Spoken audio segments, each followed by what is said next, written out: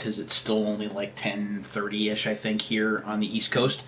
Hopefully you guys are doing well. It is another stream, and this time I'm feeling a bit retro, so I am going and playing some games from the Sega Genesis Classics collection here, which came out in 2018, so a little less than 2 years ago. I have this for all three of the main consoles that or the current generation consoles that I have. I just picked this up again for the PS4. It was on sale in the mega sale that they're running here on the PlayStation Store. I had it disc only, or I had it on disc physically, and then I got rid of it because it had it digitally for the Switch and for the Genesis and the Xbox One, I should say. Here's the Xbox One copy, and it even has the poster in there. There it is right there. But when I saw it on sale for $10 and knowing that I was going to be home for a while and doing some more streaming, I thought it would be a good idea to go ahead and pick this up. So I'm just going to play some games at random, games that I have memories of or identify with. These may not be your favorite games in particular, and I may be playing them on rather easy settings, but this is an easygoing kind of stream. I am not a pro at a lot of these, so I'm just going to kind of have some fun with it and kick back and relax a bit. So I'm going to go to one of my favorite Genesis games, which is Streets of Rage 2 here. This particular collection comes from the UK, I believe. This is mostly European. When you play this on the Xbox One, the tile or the icon for the game actually shows Mega Drive Classics, so that's how you kind of have an idea that that's going on. So I like to play in TV mode here. We got the scan lines going on. And again, you know, I'm not gonna be playing this on normal. I'm gonna be playing this on easy and building up my lives so I can go ahead and just kind of walk through the game. Because sometimes you just need to play a good beat 'em up and kind of get all your frustrations out, and that's what I'm gonna do here. And I always play as Axel. Predictable, I know. So Streets of Rage 2 has one of the more iconic 16-bit soundtracks. Yuzo Koshiro, of course, doing his thing. And this is, you know, this is your prototypical or your classic beat 'em up. Very much like a Final Fight, but maybe a little more technical than Final Fight is. But the music is definitely a standout. I also like the way the game looks. I like the artwork and the stage settings. Some of the enemies get repetitive, and you see that in any kind of beat 'em up. You're going to see a lot of the same enemies, just either palette swapped or with different names. Will you just get over here so I can kick you or beat you? There you go.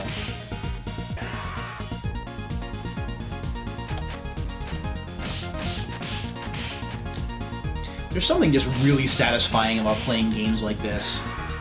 And while you can certainly play these games on higher difficulty settings to test your skill, there's nothing wrong with playing these games on easy and just running hog wild on people. I stab you.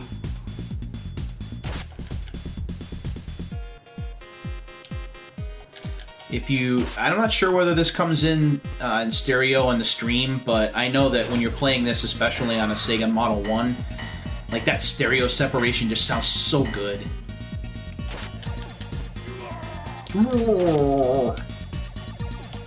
Gonna grab the pipe because it's got more reach. Hey, don't hit me.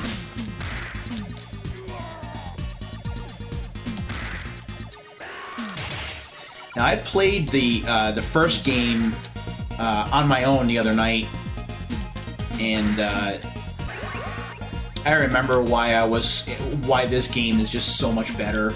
Like, everything just sounds better, yeah, it looks better, the enemies are more detailed. This is just the better overall release. Also, it runs smoother too. The first game tends to be a bit choppier in terms of animation.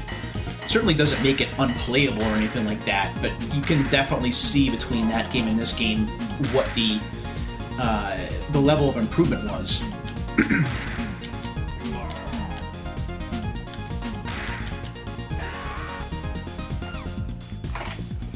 Nice car.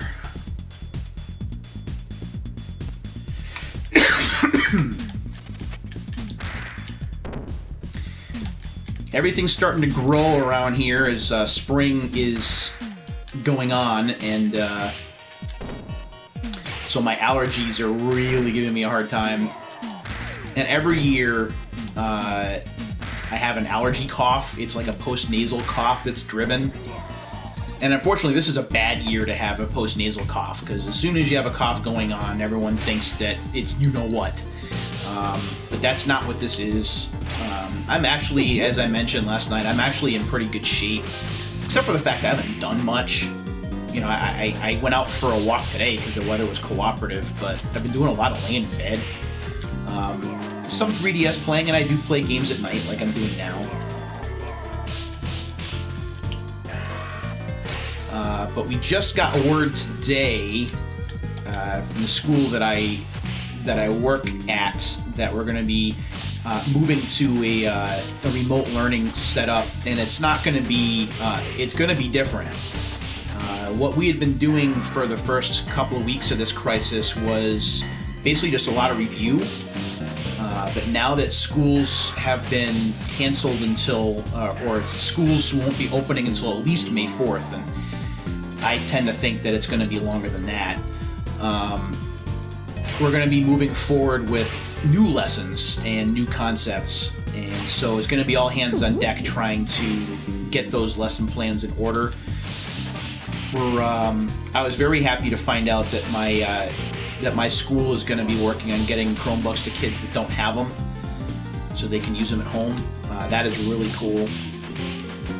And I know that some internet service providers have been partnering to try and get discounted or even free service, depending on the circumstances, for families that don't have it. And especially with what we're going through right now with social distancing being what it is, and pretty much everything you're finding out is going to be online, I think it's really important. It's going to be really important to have some kind of internet access. Now I have to hope this guy doesn't kick my butt.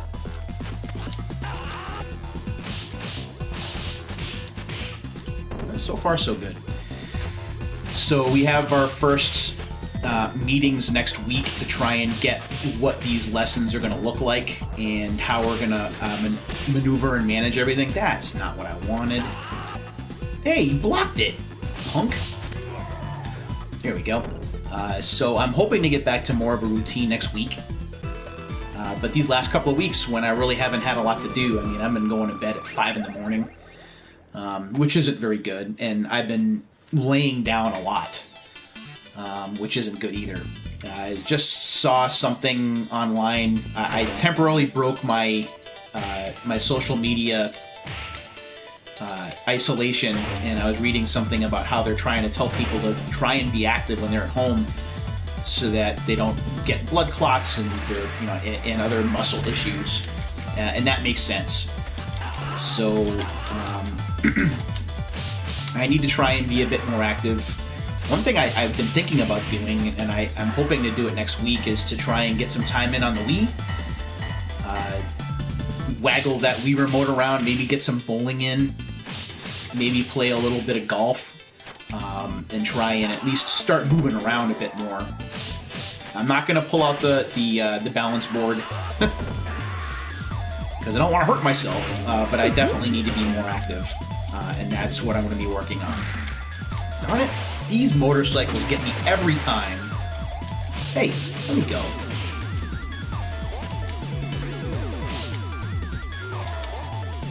One punch to the face and I'll do it.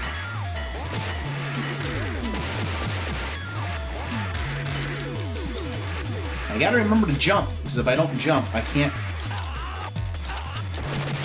There we go. I still got me. So that's something I'm going to be trying to do. But yeah, it still was rough. finding out that we were going to be, you know, kind of like the reality of the situation, that we were going to be out of school at least until early May. You know, as I mentioned in last night's stream, I just miss being with the students and being with the other teachers and kind of doing things as normal as possible. There's that social aspect to it that you kind of lose when you're at home. While you can certainly do a lot of things online, you miss that social aspect of it. Talking to the students, talking to the teachers. I talk to the kids a lot about gaming stuff, and I just don't do that now.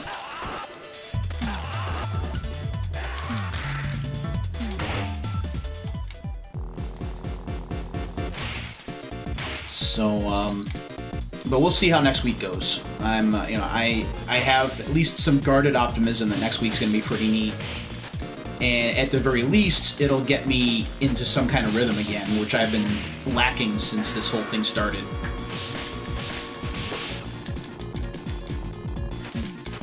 Hey, punks.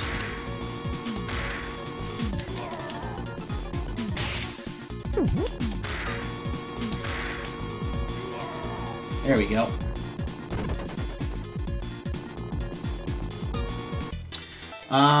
Let's see, what else is going on? Oh, the Nintendo Direct from today. I actually did watch a bit of it. I kind of skipped around certain things that I didn't find to be interesting to me.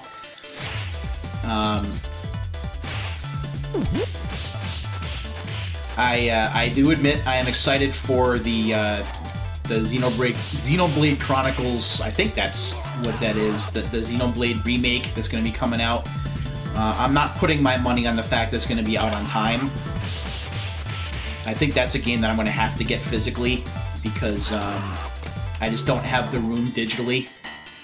My SD card is pretty full, and having to get another one, which would mean I'd have to download everything again. I really don't want to do that. So, and I just don't have a lot of stuff to clean out of the fridge that I haven't been playing. But I'm excited for that. It was pretty neat to see... Oh, jeez, I hate these guys. It was pretty neat to see BioShock coming for the Switch. I think that's awesome. BioShock, especially the first game, is one of my favorite games of all time. Probably my favorite narrative game of all time. So it's pretty awesome that Switch players are going to get a chance to play it, because I know there's some people that haven't had a chance to play it for whatever reason. So that's pretty awesome, I think. Darn it! This guy's just cheap. I hate him. And Burnout Paradise was an interesting add-on. I am not a big Burnout Paradise fan. If you ask me about Burnout games, like, I'm not a fan. I would much rather play Burnout 3 or Burnout Revenge, or even Burnout 2. Burnout Paradise, that open world racing model, is not my thing. I do not prefer it. I do not enjoy it. I think that it kind of handicaps some of the races.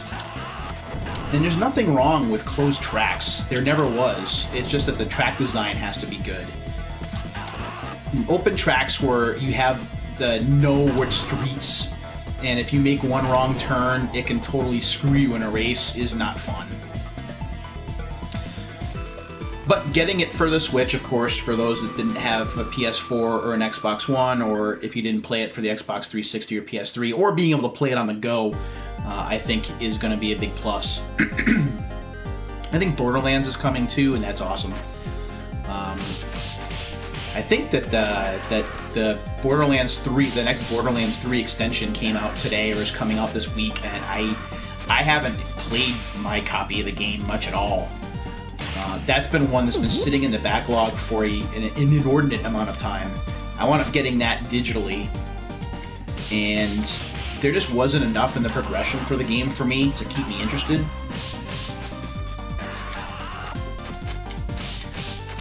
I'm sure I'll get back to it at some point, just because mean, it's on my hard drive. It's in the backlog list. But there's just something about it, and I don't think any of the games...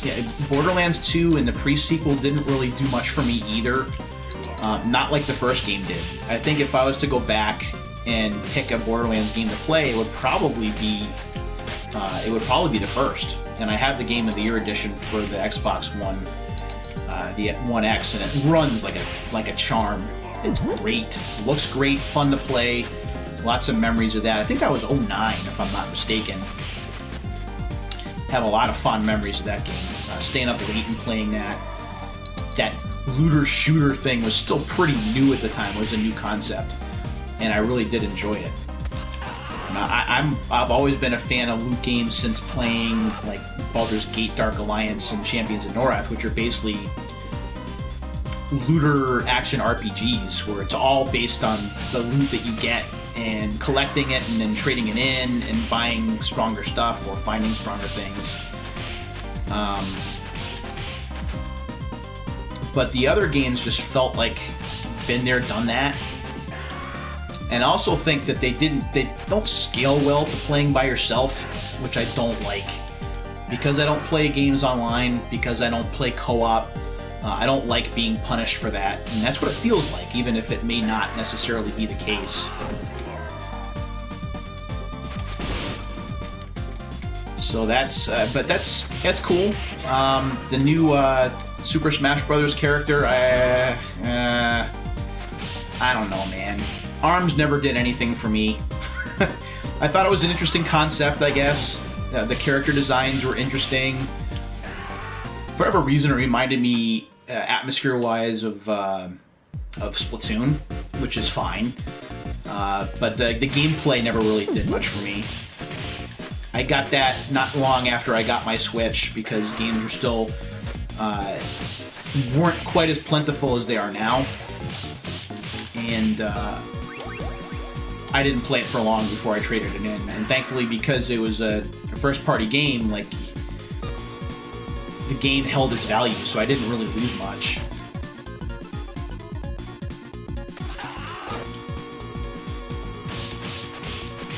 There we go.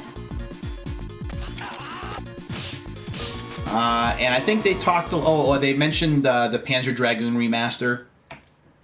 Another one that I want to try and get physically. I think I have like 18 gigs of space left. So I could get it. I actually have the money budgeted to get it if I wanted to get it. I just don't know. Oh, this guy. Is his name really Beano? I hope he doesn't have a flatulence problem. Oh, the music is so good. And for whatever reason, the music in this game, even though the sound isn't quite the same, reminds me a little bit of a PC Engine game or a TurboGrafx 16 game. In terms of the quality, I mean.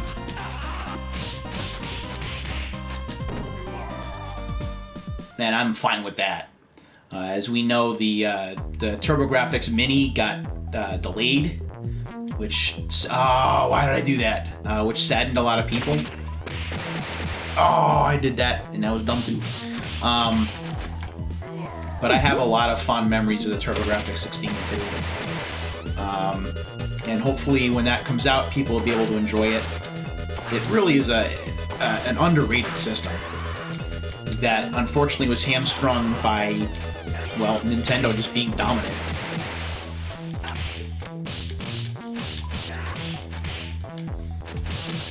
I think I've talked about this before.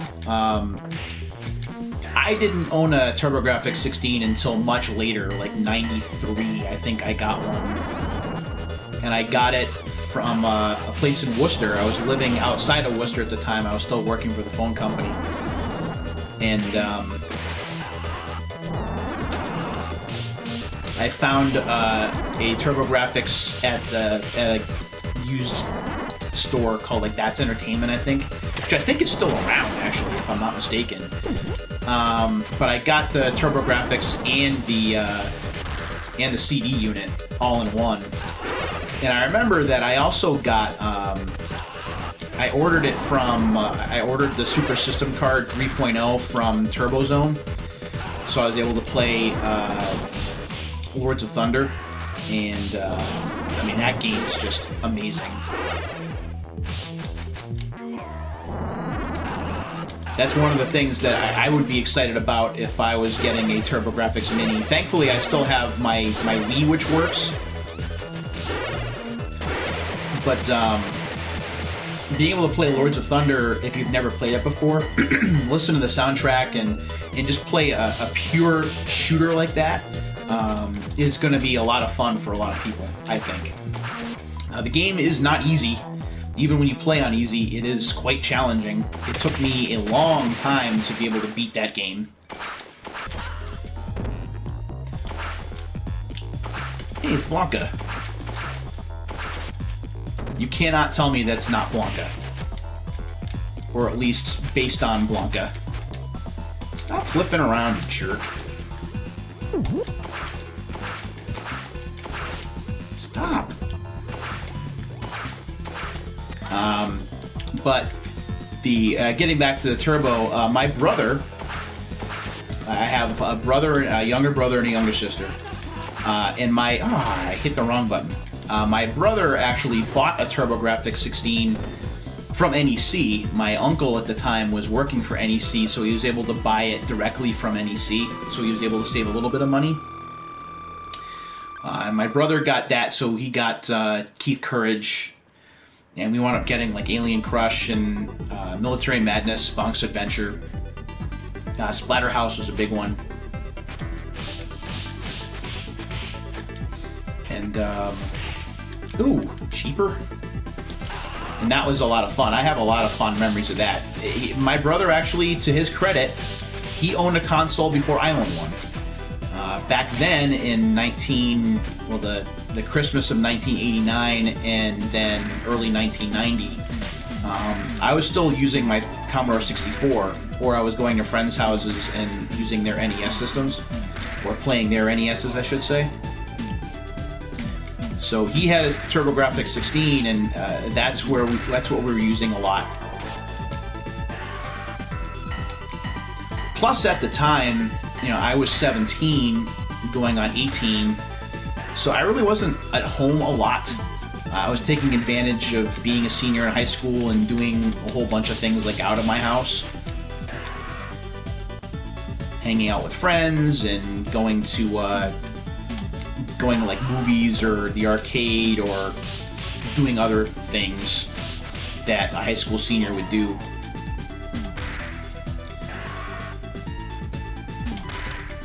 So while I did get some gaming time in, I really didn't get too into consoles until 1990, until Christmas of 1990 when I got my NES, and then that was it. It was game on from there.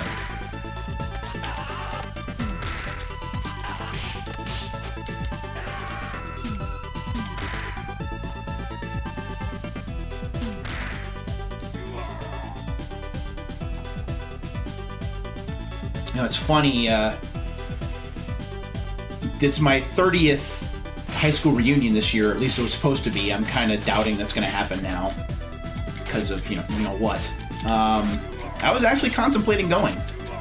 My high school career, or my time in high school, though, I didn't really hang out with people in my class.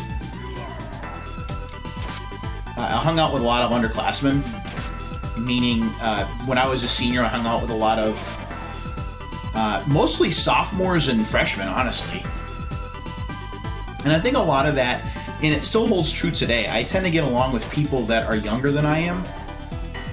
I think a lot of it just has to do with my approach on things. I don't want to necessarily say it's my maturity level, because I can be an adult when I have to be, but I've always liked younger, or things that are geared toward the younger crowd, whether they're cartoons or certain kinds of cereal or certain kinds of movies or video games or what have you. And I know that it's not as taboo now as it was back then. Back then, if you liked video games, you were still kind of an outcast. Although not really, you were more just considered to be immature. And now, of course, that's not the case now. Games now are pretty commonplace. We live in a world now that I could have only dreamed of when I was younger. I mean, having video games everywhere, being able to play arcade games at home that are like arcade quality, having full compilations like this that I can pay like $10 for and get like 40 games, that's insane. I mean, we live in, if you're talking just in terms of gaming, and I know that I have a generally negative approach when it comes to modern gaming in general. I'm pretty jaded. But one thing I can't be jaded on is just where technology is. And some of the things that we've been able to accomplish that just could not have happened when I was a young kid.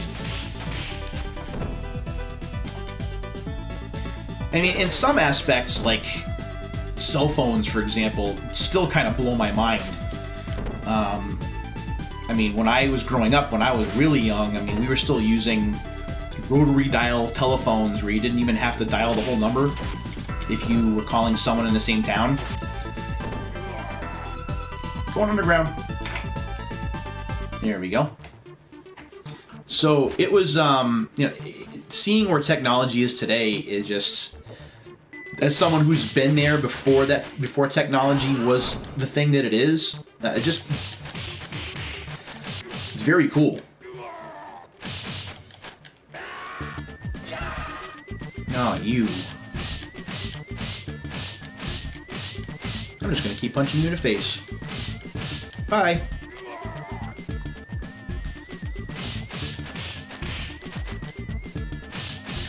Cell phones, man, it just have taken the place of so many things that I thought were cool back in the late 80s and early 90s, or even in the 2000s, honestly. One of my favorite things used to be like digital organizers, if you know what those are.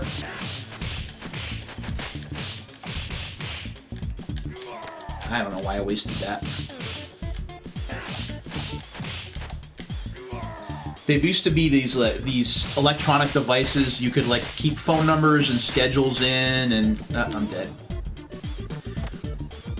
And now, you know, you can just keep everything on a phone. You can play games on a phone. You can store phone numbers, calendar. You can watch videos. You can, I mean, the amount of things we can do just to an old guy like me, where this stuff didn't exist before, is just, it's insane. In a good way. You know, one thing, I mentioned this on the stream last night, one thing I've been watching a lot of is, thanks to the WWE making some parts of the WWE Network free during this crisis period, I've been watching a lot of pay-per-views, and being able to watch that like on a small screen at will is just the coolest thing. Where am I now? Oh boy. I hope there's a turkey or an apple somewhere up here.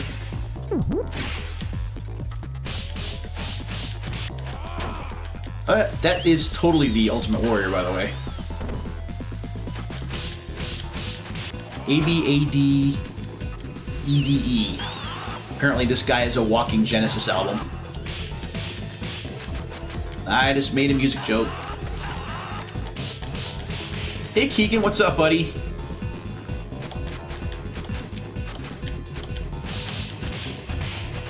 I'm hanging in there like everyone else right now. Weird times, man, weird times. Don't hit me, jerk. Yeah, take that. Eat that knee. Gotcha. I will drink to that.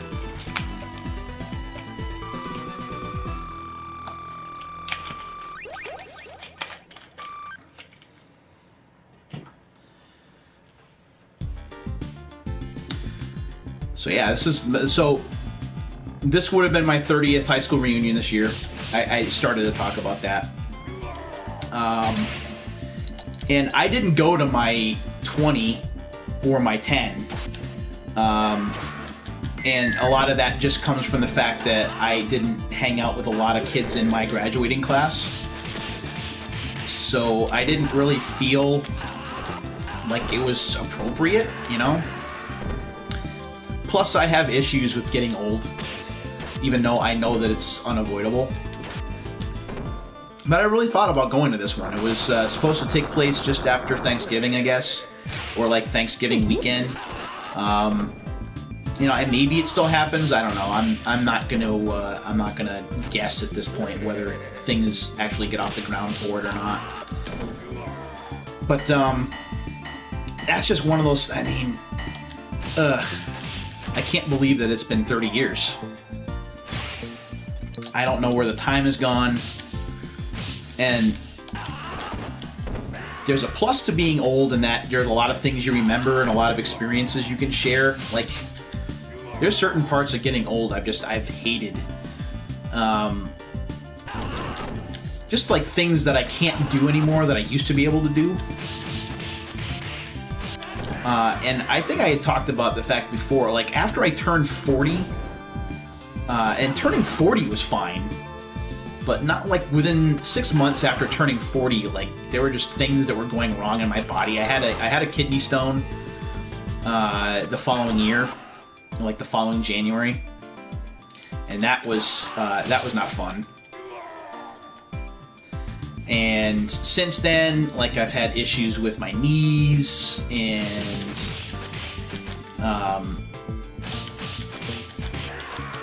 with my stomach. I've had some issues, and it's been nothing like major that I've had to be like hospitalized for or anything.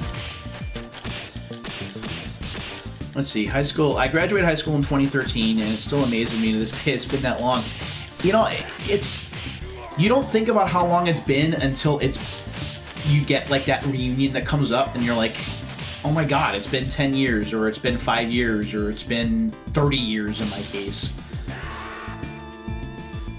Oh, it's Lando Calrissian. It's not really Lando Calrissian, of course, but it just looks like him. 2013. So let's see. Yeah, in 2013, I was here. I was living in Arizona from 09 to... and he just wiped the floor with me. I lived in Arizona from... What is that? From 2009 to 2011. And then I moved back here to Western Mass in November 2011. I can't believe I wasted that on that.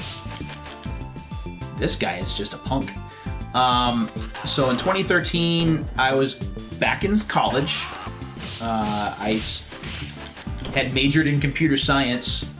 I had just had enough of retail. And my karaoke career, which had spanned almost a decade, was over. There just wasn't the audience for karaoke shows anymore that there used to be. So I needed to find something else to do with my life, and retail was not going to be it. That was just wearing me out. So I went back to college. I went to Springfield Technical Community College, which is the next city over from where I live. Started out with in computer science security. I was going to be like I was going to do cybersecurity, and then I wound up changing my major to education because I just wasn't sure that that was how I wanted to spend the rest of my life. And now, you know, here I am, where I work in education, although I'm not a teacher. And it's been great. I mean, I wish I had made this career move in my life a lot sooner. And I've talked to people about this in the past. Like, I made so many excuses to not go back to college when I was in my 30s, even though I know that I probably should have gone back. One of my big gripes about college was I didn't want to take English 101 again. I didn't want to have to write long-term papers. I'm not a big fan of like literature, not like book reports, but you know, that kind of thing. Although I do like to do some writing, like the reading part I'm not necessarily a fan of. But I really should have done it when I had the opportunity, and I could have because I was working in karaoke, so I wasn't making enough money to not be considered for grants. I made too many excuses, and by the time I realized that I needed to go back to school, it was just, yeah, I didn't know what I wanted to be, and then it was just kind of too late. And now here we are. I do, I kind of regret. Well, I don't kind of. I really regret the fact that I'm not a teacher at this point, because they're needed. Teachers are definitely. It's a calling that you get that there needs to be more of. It's not an overly high-paying job. It's very difficult because of the different challenges that you have in dealing with parents and students and each student's individual needs. You look like a kangaroo, man. But I think I could have done it had I gone back to school and known what I wanted to do at the time. Alright, I need that turkey.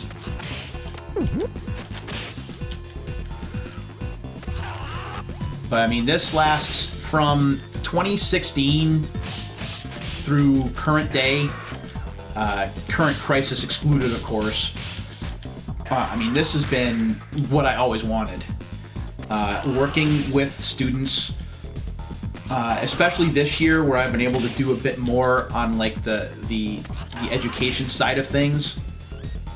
When I started out just as a straight-up substitute teacher, I really didn't get a chance to do a lot of things except like classroom management, working with kids and managing rooms and delivering certain lesson plans. But this year I've been able to do a lot more than that, and it's been awesome.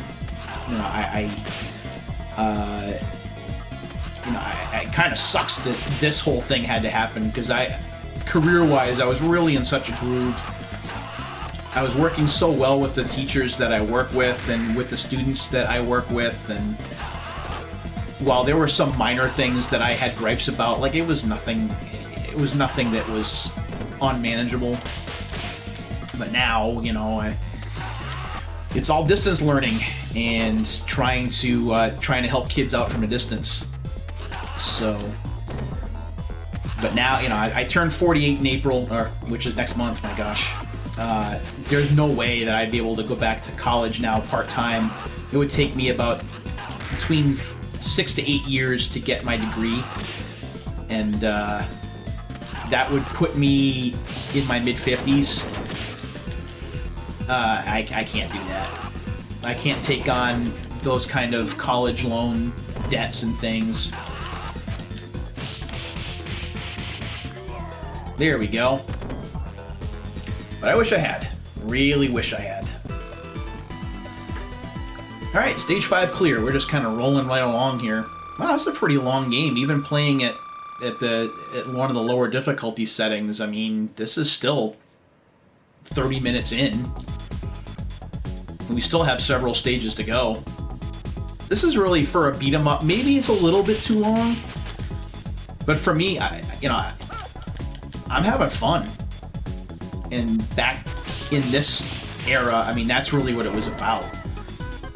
Certainly look and sound were a big part of it, and gameplay was certainly a big part of it. I mean, this game still sounds and looks great, in my opinion. We can certainly have conversations about what the better 16-bit console was at the time. While I... Oh, no. Yeah, he's fast. Oh, I can't believe I did that. What was that? I was mostly a Nintendo guy, but I used my Genesis for sports games. It was a sports game that sold me on the Genesis to begin with. I'll pick that up, thank you. But this is one of those games that, it doesn't matter whether it's on a system that may not be superior in certain aspects. I mean, this game runs well, it looks great, the colors are pretty good despite the lesser color palette of the Genesis itself, and I mean, I can't get over the sound. Yozo Koshiro's soundtrack here is just awesome. Pheasant? You're named after a bird? Condor sounds like a cool name and a guy I would not want to mess with. Pheasant? I don't know.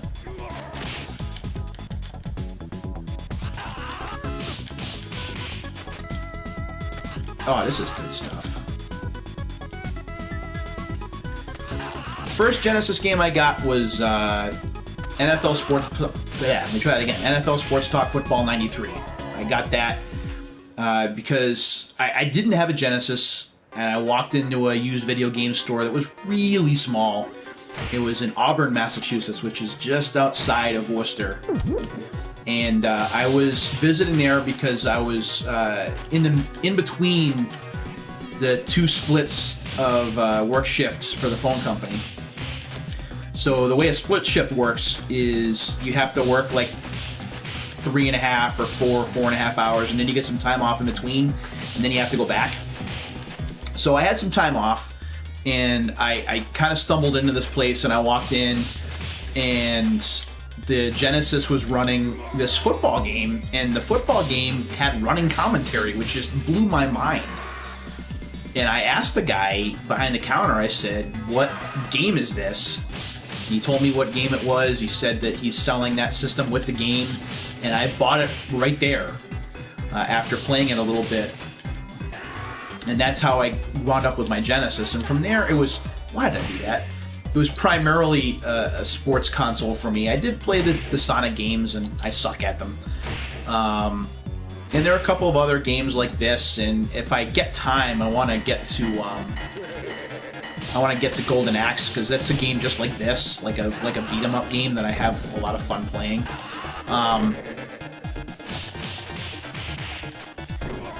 But even with the Genesis, I played my Super Nintendo a lot more.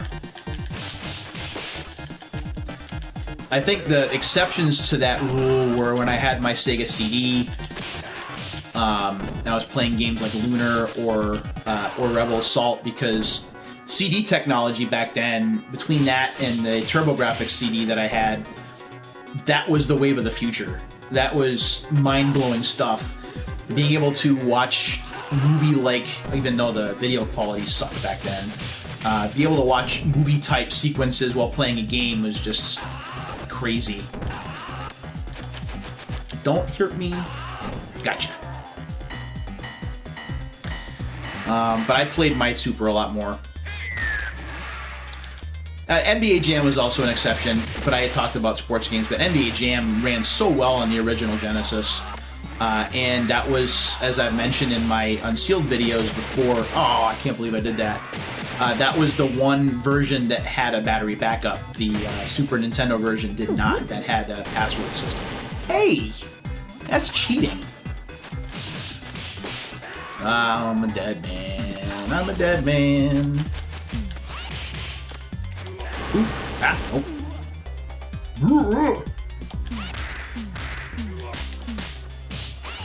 Oh, how many shots with a pipe can a person take, unless we're talking WWE, which they're trained to take bumps like that, but... Bro, I just stabbed you. You should be dead. There we go. Boss battle time.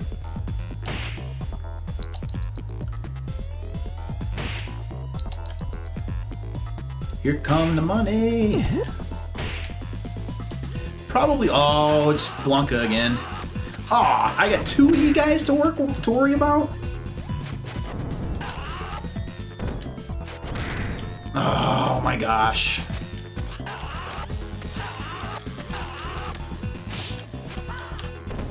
How? Alright, this is where having extra lives comes in handy. And we're getting close to the end of the game, so not surprising that the game is going to start to be cheap.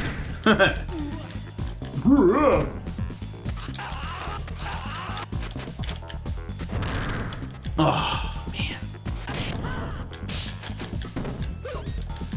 That's going to hurt. Ugh.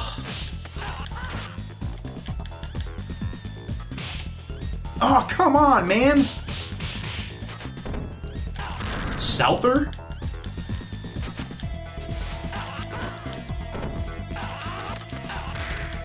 Man, 2 lives left. Gonna wind up having to use a continue, I think.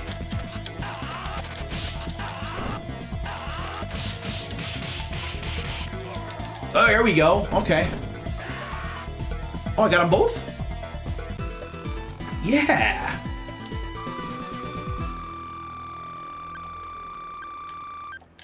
Alright. Stage 7.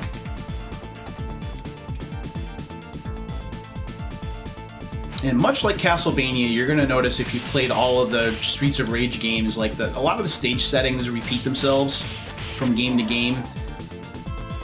Like you get some kind of amusement park level, you get some kind of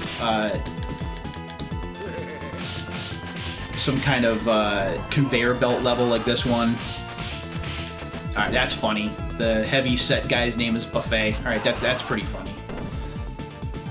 Never really took time to look at like the character names like I am right now.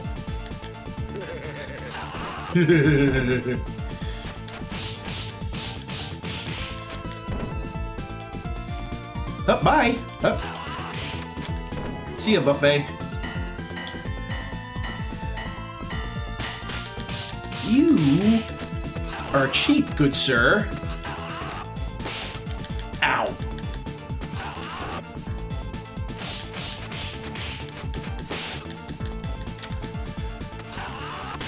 Yeah, I don't remember what the date was that I got my Genesis. I just remember the year. Oh, hey, gotta get out of there. Stop throwing stuff. Whoa. Nope. Gotta keep going.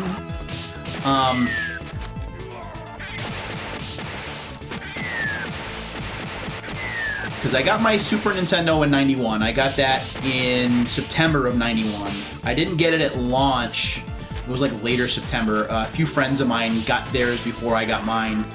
And that was awesome. That was the first console that I bought with my own money, but I did not buy that at launch. Then I got the Genesis a year later. I also got my TurboGrafx 16 that same year. And that was really when I started to get into the console scene. You know, not to mention the fact that I still had my NES from Christmas of '90. So I was set in terms of consoles then. And I guess back then I probably should have been aware that I was going to be some kind of collector, even though you know, I never would have imagined back then that I'd have a collection that's like 3,000 games deep. But yeah, I've been big into consoles since. Then you know, I had a rough patch later in '93. My job ended. I was working for the phone company, and my call center got closed down. So I wound up losing my job, and I wound up moving back in with family for a while. All the obese sub-bosses have food-related names. Some of the names are like right on the nose. You notice? Oh boy. How did someone that small pick me up and throw me that far?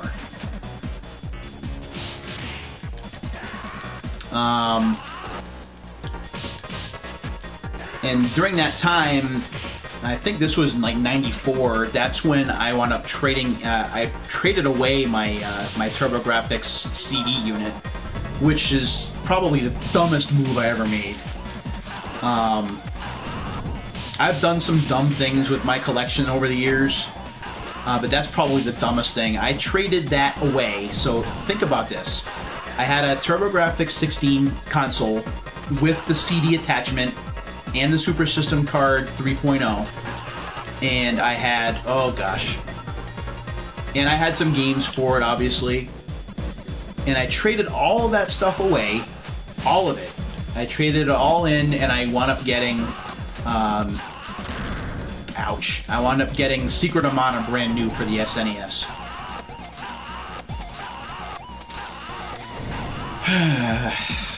If I had held on to that, I mean, I don't know if anyone here is into collecting at all or is aware of what that stuff's worth, but TurboGrafx 16 stuff now is not inexpensive.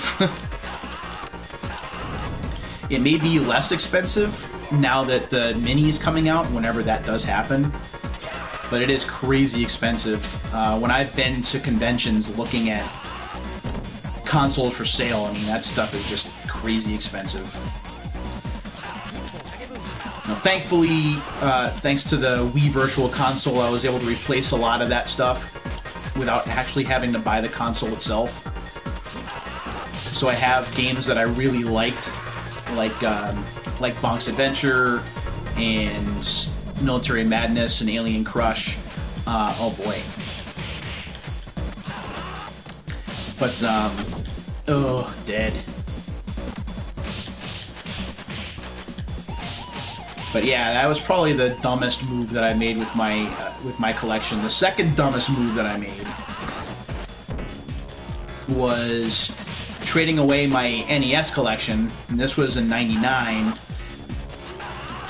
I traded that all away for an insane amount of money that I was spending on the Dreamcast in September of that year.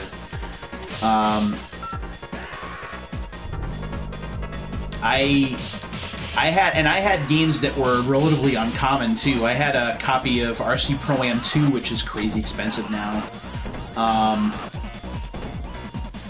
And I traded all that stuff away. I had like a top-loading NES, I had a side-loading NES, I had RC Pro-Am 2, like all of the Ninja Gaiden games, both of the Star Tropics games. I mean, I had like 200 or so NES games at the time. And because I was so gung-ho on the Dreamcast and I really wanted it, I was working for Funko Land at the time. So, I really just should have kept doing what I was doing. I don't know why I stopped. I traded it all away. Because the night that the Dreamcast launched, my total bill, like between store credit and cash I wound up paying out of pocket, was over $700, and that was in '99. So think about the cost of inflation since then. That's an insane amount of money that I spent. I was so gung-ho on the Dreamcast, it was not funny. And I've told the story online before about my experience. Oh, I don't know why I'm going to try and stab a robot with a particle? Particle and molecule, that's cute. But how I found out about the Dreamcast, I really wasn't going to even buy one. I didn't care. After the Saturn, and actually after the 32X, which I had bought and was a complete waste of money, I never even bothered with the Saturn because I was PlayStation fanboy at that point. So when the Dreamcast came out, a local video game store, which no longer exists, called Fantasy Realms, I knew the owner very well. And he, when I walked into the store one day, and he said, "Pete, you got to try something." And he pulls me into one of his video game rental, where you could buy time to play games in a store, which was an idea that was ahead of his time. You got to try this game. So he puts in a game, and like the word Sega comes on the screen, and I'm like, "What is this?" And it was Sonic Adventure, and the game just looked so far advanced in terms of graphics than anything I had seen. I mean, the textures were sharp, the games were quick, there were so many more colors, and I was sold, even though it was Sonic Adventure, and there are people that don't like it. I actually have a lot of fun with that game myself, despite the issues that some people have with it. So I was all in the Dreamcast at that point. So I bought... I'm going to try and remember all this. I think this is the last stage of the game. Oh, gosh. That's not good. Oxygen. So particle, molecule, and now oxygen gets me. Oh, gosh, I'm in big trouble. So I got Sonic Adventure, obviously. That was going to be a no-brainer. Even though I had already beaten the game before the Dreamcast came out, because we had a copy at the video game store that I was managing, and we were able to play it in store to demo it for customers, so I had already beaten the game at that point. But Sonic Adventure, NFL Blitz 2000, Ready to Rumble Boxing, which is a very underrated boxing game that's in the same vein as like a Punch-Out. Mortal Kombat Gold, Soul Calibur, NBA 2K, Flag to Flag. I know there are some other ones that I'm missing. I mean, I just went hog wild. I got 2 or 3 VMUs. I got 2 controllers. I bought the system itself. I had everything. I spent probably more money than I should have because I could have waited, but just having all that, and I never had time to play it. I think that was the other thing about the Dreamcast that was sad too, was because I was working for a video game store at the time, and this is in September, so we're already getting ready for the holiday season at that point. Like, I didn't have the free time that I probably should have had to be able to spend that much money on a console that I really wasn't playing a lot of because I didn't have the time to do it.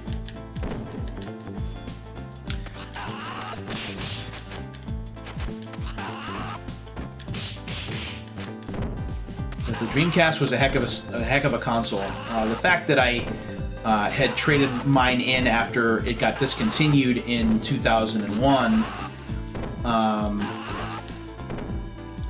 I regretted that a little bit, but at that time the console was being discontinued. I didn't have a PS2 yet. I was getting really strong store credit value for the stuff that I was trading in, and the PS2 at that time in January of 2001 was still very difficult to come by. Supply was still pretty limited after the holiday season, so the fact that there was a brand new PS2 system at the used video game store that I frequented at the time, it was hard to say no. And now here we are in 2020, so we're going to be celebrating the PS2's release anniversary here in North America in, I believe, September. And I want to do some. As a matter of fact, I have something in mind to do for that anniversary.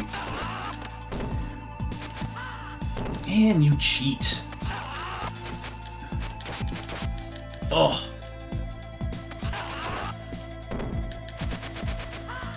Come on, dude. Is that it? Ugh. It's alright, I'm going to continue because we're going to finish this up.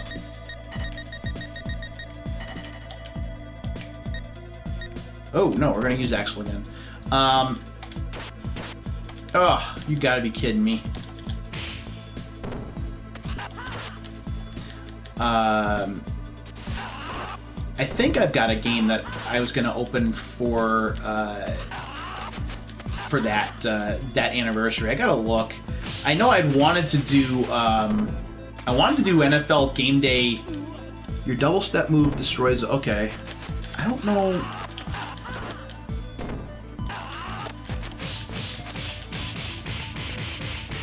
Oh, that hurts. I was gonna get NFL Game Day 2001. Oh, that's right. I have Madden 2001, a brand new copy of that, which I'm gonna open for the show. Hopefully things will be a bit more normal by September.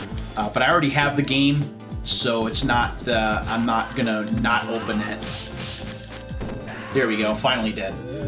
Oh. There's still more to come. Oh, I think this is the last stage, that's why. And I thought about getting NFL Game Day 2001 to compare the two football games, but Game Day 2001 was not a, was not a launch title. I did not know that.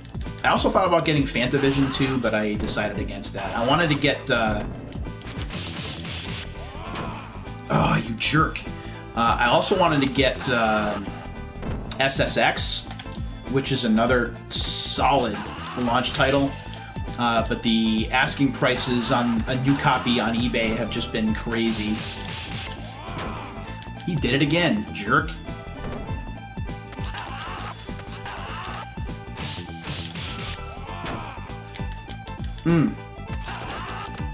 But we'll definitely do some, or I'll definitely do something to recognize the 20th anniversary later this year in September. Man, I know I have not done a new episode of Unsealed in a long time. It's been almost 3 weeks, I think. I may do one next week and try and get back to some kind of normal. This is it.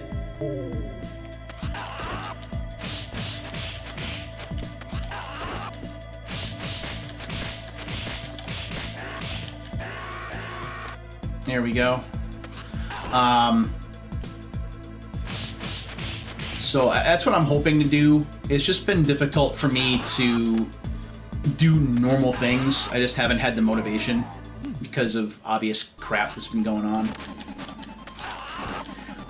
But I know I need to get back to it. I mean, I have all the stuff that I had bought before the crisis occurred, and it's good stuff. You know, I have video game magazines from as far back sealed as 1993, so I really want to get that done.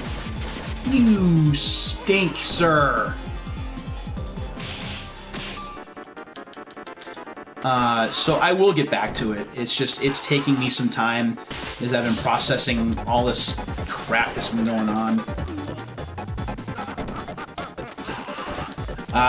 Thanks for asking, 1000+1. I am hanging in there.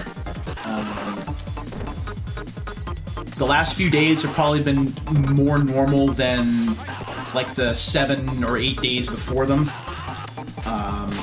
Yeah, I'm certainly trying to resume some kind of like normal activity. I am working, but not really working, as the local schools here are closed until May 4th at the very earliest. So it's an adjustment period for me. But I'm slowly getting back into the groove of things, and I think that's also going to be the case once my building starts moving through with their remote education plans. I'm just outside of Springfield, Mass. So, oh, I didn't want to do that, but here I am.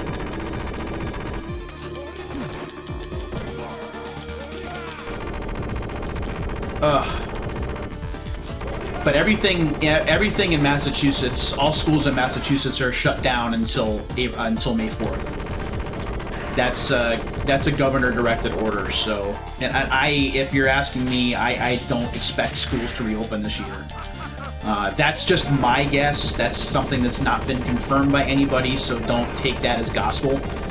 But that's just my sense based on everything else that's been going on.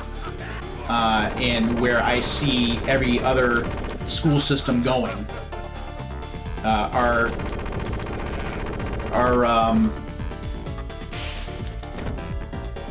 school custodian is still working, but he posted a link today that some schools in New York have already committed to closing for the rest of the year. And of course, New York State is in a really rough situation right now. So that doesn't surprise me. You know, I'd love to go back. I miss everything about school. Of course, you know, I don't have the homework to do that students do. So it's definitely tougher for them. But I think we all miss a little bit of the social aspect, which we're just not getting right now. The seeing our friends or seeing coworkers.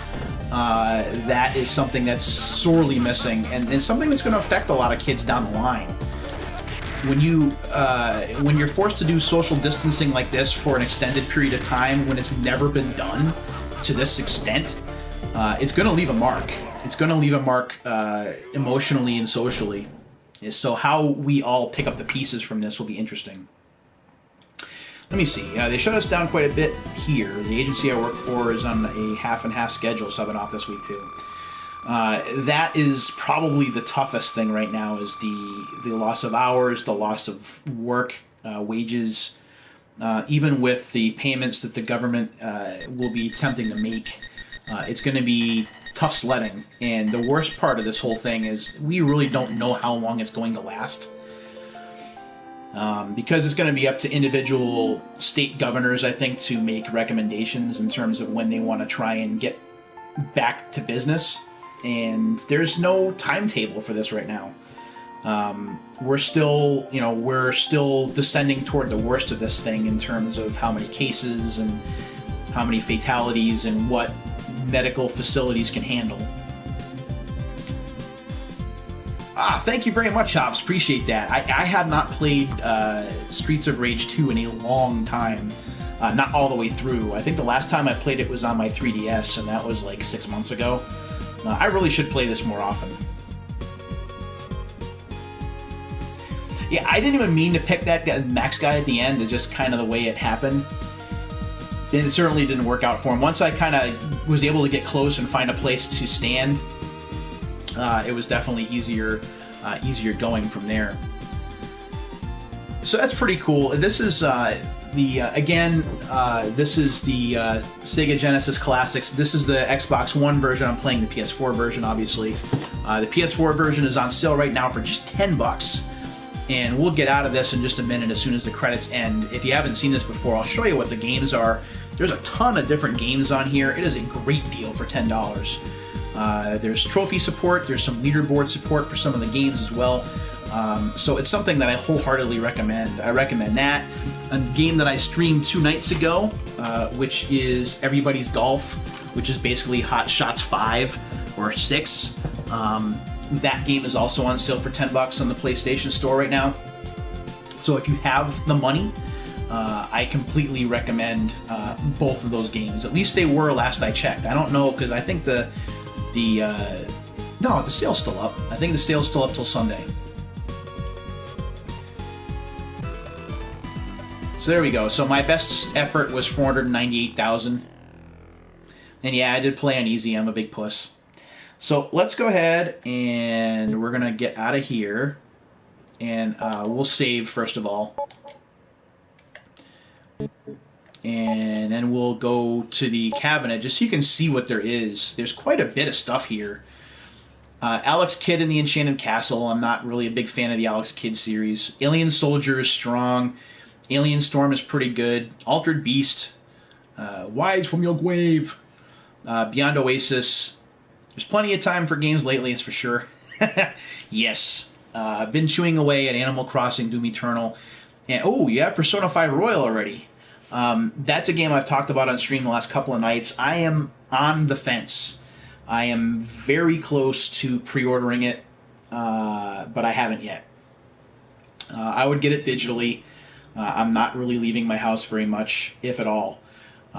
So I'm considering it, but if I'm gonna do it, given the fact that it's 150 hours and there are 3 different versions, I would probably go whole hog. I would probably go like the $100 version if I do it. I'm still considering it.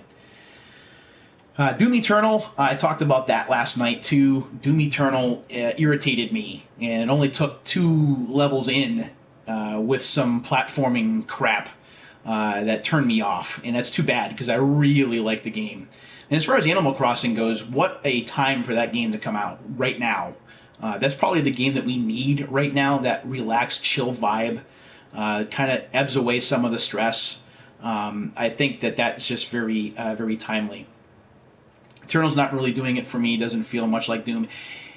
It feels like a love letter to the series, but at the same time, it feels different.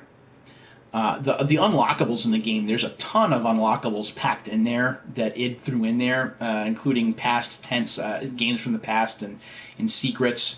For me, it's just the inclusion of platforming in a first-person shooter. I've never been a fan of this, going all the way back to like Turok. When you're trying to do first-person platforming and you're not jumping flash, there's a problem. At least in terms of how I approach it.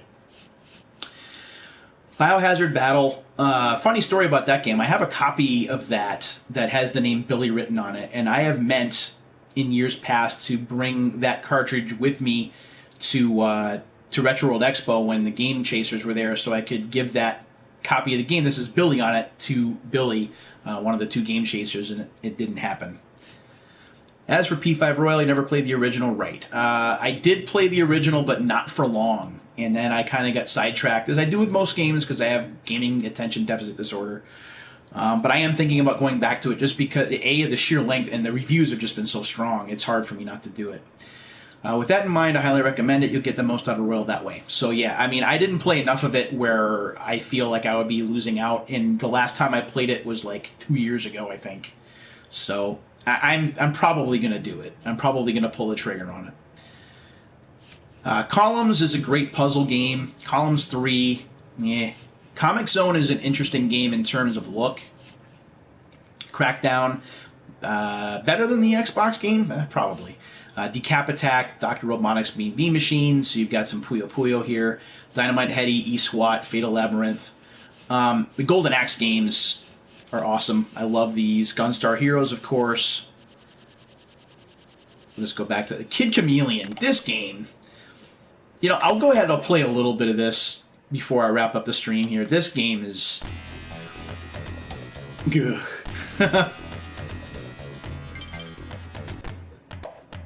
Landstalkers here, yep.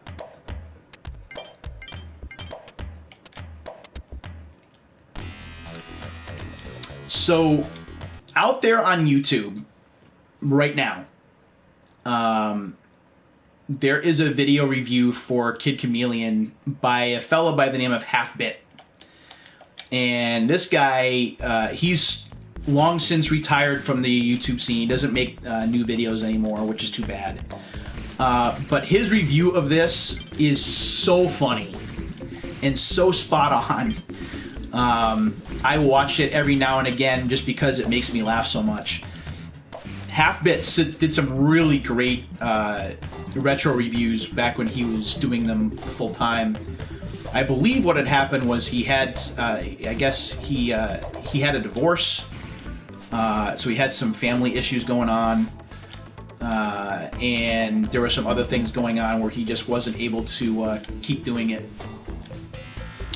But his stuff is a hoot. Watching that, his review of Pit Fighter for the Super Nintendo is really funny. He reviews the Streets of Rage games. That's pretty funny. Jackal is a really funny patriotic review, if you will. He really had some great ideas and was really made me laugh. It was unfortunate that he got out of making videos, but of course you understand as time goes on that people aren't always going to stay in the business, which is why I tend to appreciate more YouTube stuff now, because you know, like Pat the NES Punk stuff, for example. You know, Pat's done some punk stuff, but very little of it because there's no payoff.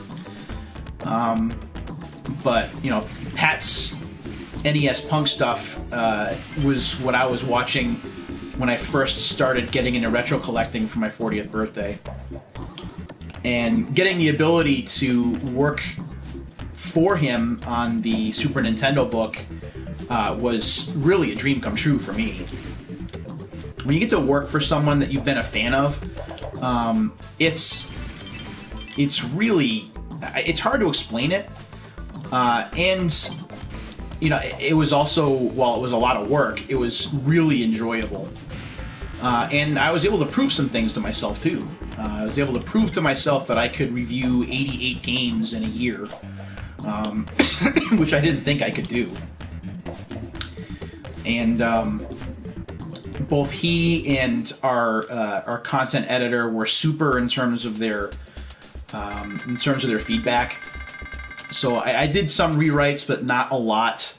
And although I finished within my deadline, while some other colleagues weren't able to do that, you know, I never felt pressured or anything like that. So that was certainly a bonus. But yeah, I mean, that's something else I can kind of add to my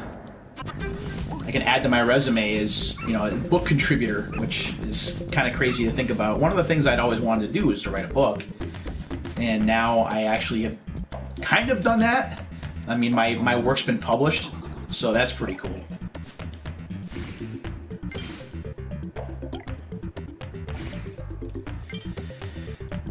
For those that don't know, oh yeah, I gotta do that.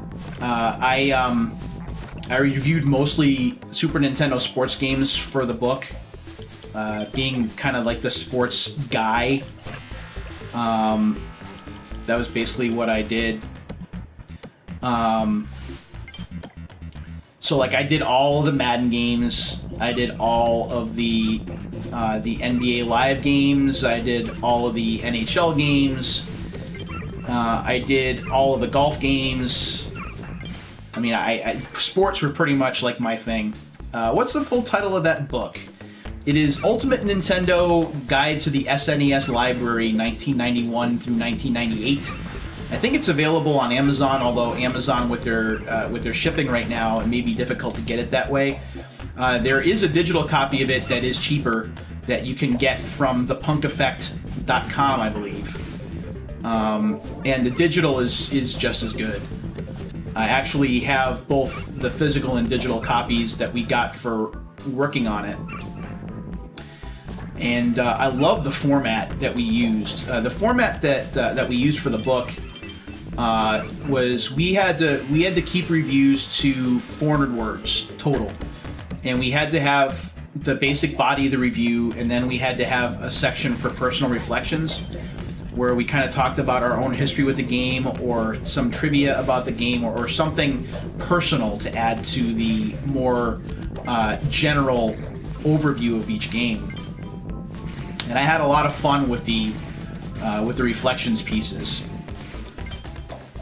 That was pretty awesome. I made some puns there, and thankfully my editors allowed me to keep that stuff in, which I totally would have understood if they said no way. But that was fun to write. Now, I will say that it won't be the last book from Pat. I can't say any more.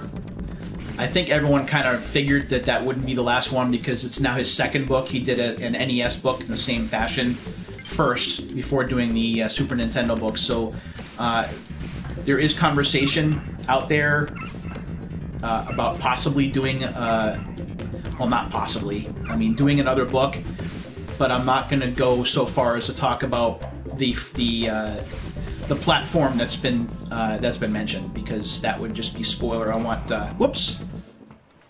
Pat to make that announcement when he's ready. And of course, things may change given the current situation.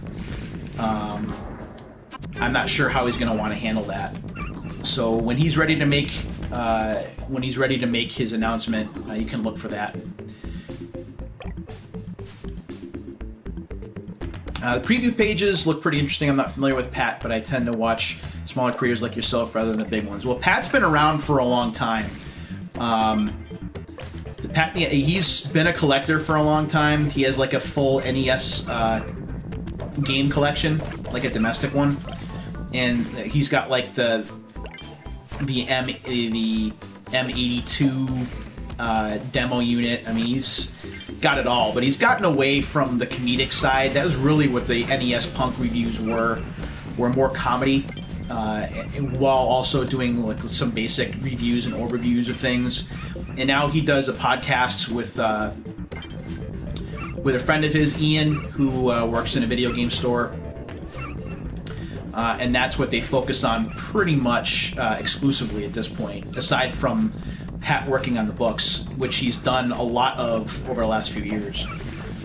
But if you look up Pat the NES Punk on YouTube, you'll see, and you want to watch those episodes. The podcast is take it or leave it. Some of the content I don't get. But again, when you're running a podcast, it's going to be when you're talking about certain things, it's going to appeal to some people, not to others. So, but the Pat the NES Punk stuff is hilarious. I love. He did an episode on gambling games where he actually went to Vegas with his friend who was posing as his manager at the time, and that was a pretty funny watch. He did an episode on Track and Field, which is one of my favorite arcade games of all time. Darn it. Don't do that. Don't kill me. Hey. There we go. So his older stuff, I've really enjoyed. And I was a fan of that back in 2012. I'd also recommend, if you watch his channel, he has a series called Flea Market Madness, where he's gone to flea markets and he's gotten some really good deals on stuff.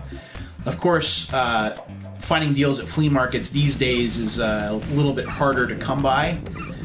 But nonetheless, there is stuff to find at flea markets, and he's found some things. As a matter, he just posted a new episode pretty recently.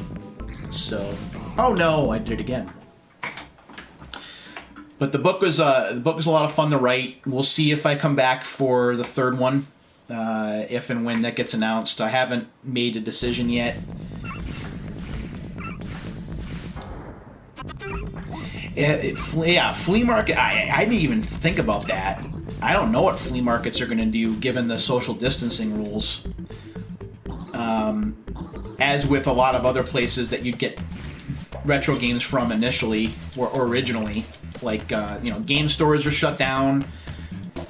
You could possibly get them from Amazon, but again, Amazon isn't really shipping much right now, understandably so.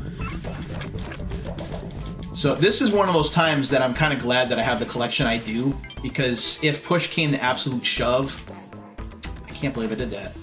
I have more than enough games to keep me busy, whether it's modern or retro. I'm good. But Pat's stuff with Flea Market Madness is just some of the stuff that he's found, and it's not necessarily just video game stuff, although that's what he specialized in initially. But there's some really funny stuff that he mentions, like he knows when there are resellers there and he calls them out. And some of the other random stuff that you find at a flea market is also pretty funny. I used to do that when I went to Sabres. Any of the weird stuff that I would find, I would take pictures of it on Instagram and share it. No. Here we go.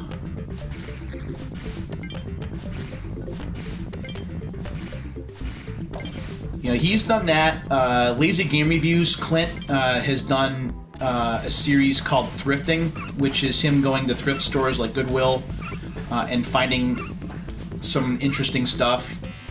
I recommend that series as well, although obviously that series is on hiatus right now given the situation. Those series are...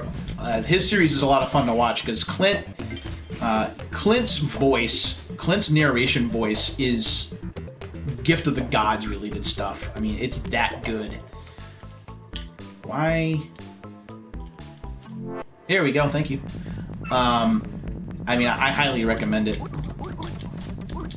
Oh, there you go.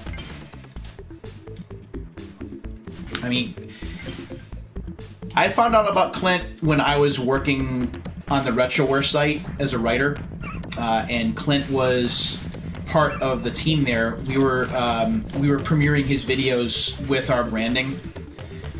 So he would always, when his videos came up, he would always be supportive of others. He was part of the site. Pushing Up Roses was part of the site back then too, because she was doing primarily DOS games back then, with some console stuff mixed in.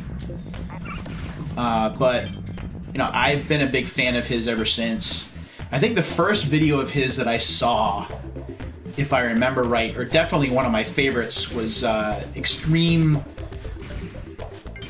Boards and Blades, where the game was just so bad, I think it broke him. And I was a fan for life after that video. He's done some really funny Let's Play stuff. He did some of the Barbie video games, which, after watching those, convinced me to buy them myself. And there's a really funny sequence from Barbie Super Sports where he laughs hysterically at the animated water fountain sequence, which just serves absolutely no purpose. I bought that game after watching him play it, and it's interesting because that's how a lot of my collection happened. Was I would watch some of my favorite YouTubers during the early and mid 2010s, and here we go. And I would watch them play games or watch them cover certain games, and I would buy them. Like, oh, this is pretty funny, I gotta get this. And that's what I would do. There we go. Thank you very much for that compliment. That's what I've always wanted to do, really.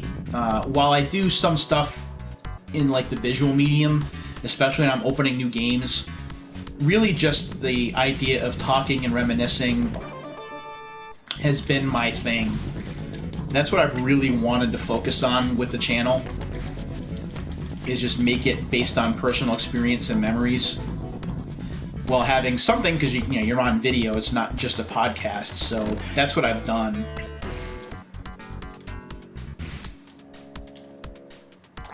Oh! The Clint's voice is just... that's a talent. That's like a guy that could have easily made a career in radio and been good at it for a long time. He did some work for, or he did some narration for a Peanut Butter Gamer video. I think it was for an Animal Crossing video that was absolutely hilarious. That's another guy who I've been watching a lot recently too. Austin's stuff is hilarious too. And that guy, I love that guy's approach to comedy.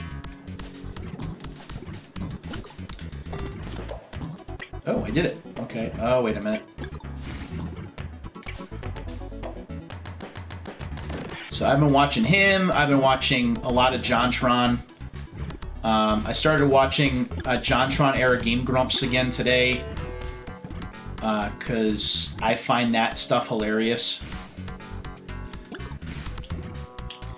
I was watching, as a matter of fact, I was watching their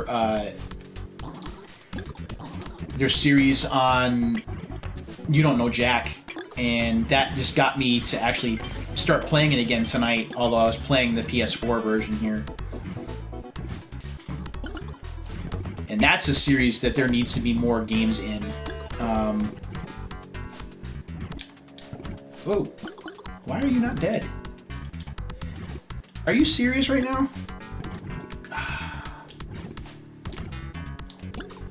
Splattercat game. Alright. Is it retro stuff or modern stuff or like what? Oh, good. Oh, I gotta touch the flag. There we go.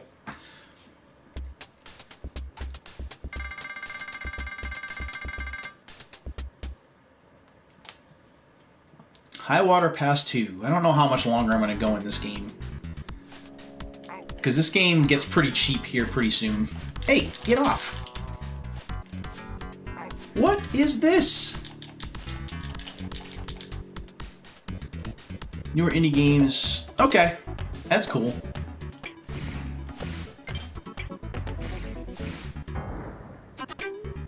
Ba-da-ding.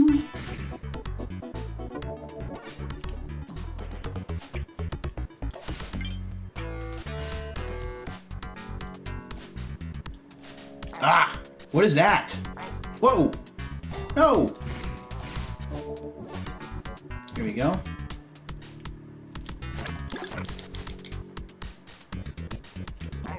Hey! No! Oh! No, no! No, no! Hmm.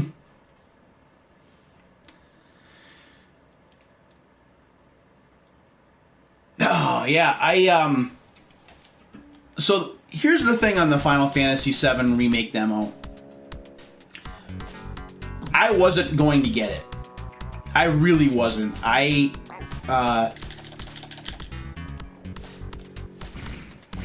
When I heard what they were doing with the battle system, I was not a fan. I have always been a fan of traditional turn-based combat, and I have always lamented the fact that it's pretty much gone, although not entirely, obviously, with cases like Persona 5 or Bravely Default or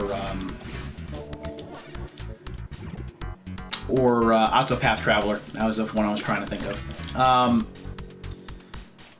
But when the demo came out, I had to play it at least, because it's Final Fantasy VII. I mean, Final Fantasy VII is an important game in console gaming history. It was the game that really pushed the PlayStation over the edge in terms of popularity. So, it would have been remiss of me to just dismiss it outright. So, so I downloaded the demo and I played it and I trashed it. I didn't like the added dialogue. I didn't like the hacky slashy style gameplay. The promise of more turn-based gameplay, like a nod to that in the classic mode, is a lie. And I still believe that. But in spite of it all, there were some things that I could not ignore. And one thing that I could not ignore was how awesome the game looks and how awesome the game sounds. I mean, if nothing else, this is the Final Fantasy VII that back in 1997 we would have killed for. It is that good. So I had to give it a shot. I had to try it. So I was gonna get it physically.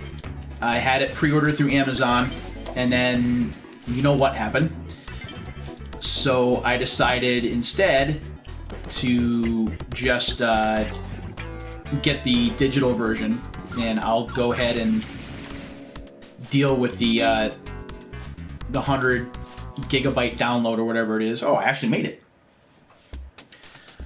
But you know, I'm gonna give it an honest try. I mean, it's a Final Fantasy VII remake. It is a game that is just, it's so important in history, and I can't, as a fan of that era, I can't just ignore the remake. So I'm gonna go ahead and give it a shot. You know, I gotta wait for April 8th. What was that? So I gotta wait till April 8th in order to start the preload sequence. I've already got the PS4 set to non-turn-off mode so that I can leave it running all day, because it's going to take a rather long time to download 100 gigabytes of data. And then we'll see. You know, and that's one of the things that's kind of had me sort of having second thoughts about Persona 5, is that I'm going to be getting another... oh, are you dead? Yes. I'm going to be getting another RPG like less than 2 weeks after Persona 5 comes out. So, do I really need it? And again, the thing that the tipping point for me really is just that the reviews have been so strong right off the jump that it's hard. Hey, what? It's hard to ignore it. I mean, if I'm being completely honest, I don't need any of those games at all. I have such a backlog, but again, I've got plenty of free time, and I don't really see that changing for the next few weeks. So let me see what you said here. It said, I kind of saw it as this is what they wanted to make, but couldn't given the constraints of the PS1, so it had to be turn-based. That's possibly true. I think with me, I just prefer the more relaxed turn-based approach, where you can be strategic, but at the same time, you know, you don't feel penalized or harrowed, especially if you have ATB turned off, which I often do. Oh, whoa, those are spikes.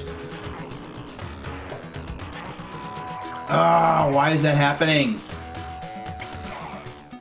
Die. Yeah, I'm doing plenty of that, thanks.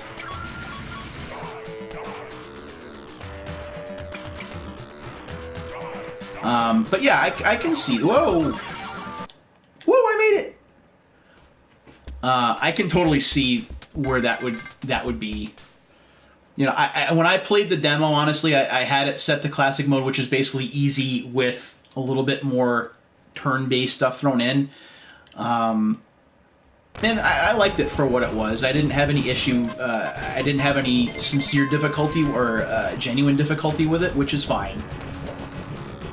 Oh, this part sucks. What are those? And why are you trying to kill me? Oh, that's just awesome. Oh, this is so cheap. What is happening right now?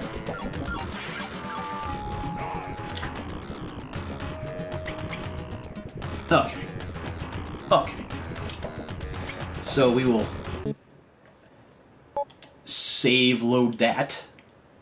And we will overwrite that slot. And then we'll go back to the shelf here real quick. Maybe we'll do one more. I don't know. Let me see. I'm not going to do the Phantasy Star games because those are way too involved. Maybe I'll do some Sonic Spinball. Why not?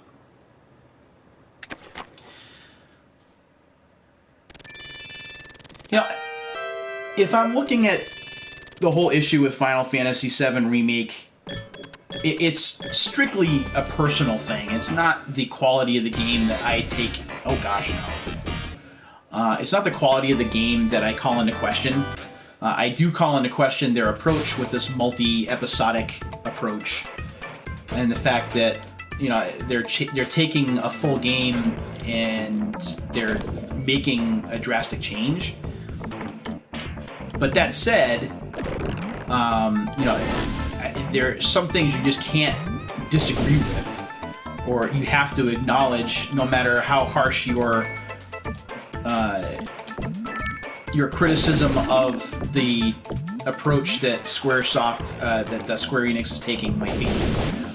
My approach, my issue with the game not being turn-based, you know, it has nothing to do with the game's quality. I think that a lot of time and care were put into the game overall. Oh.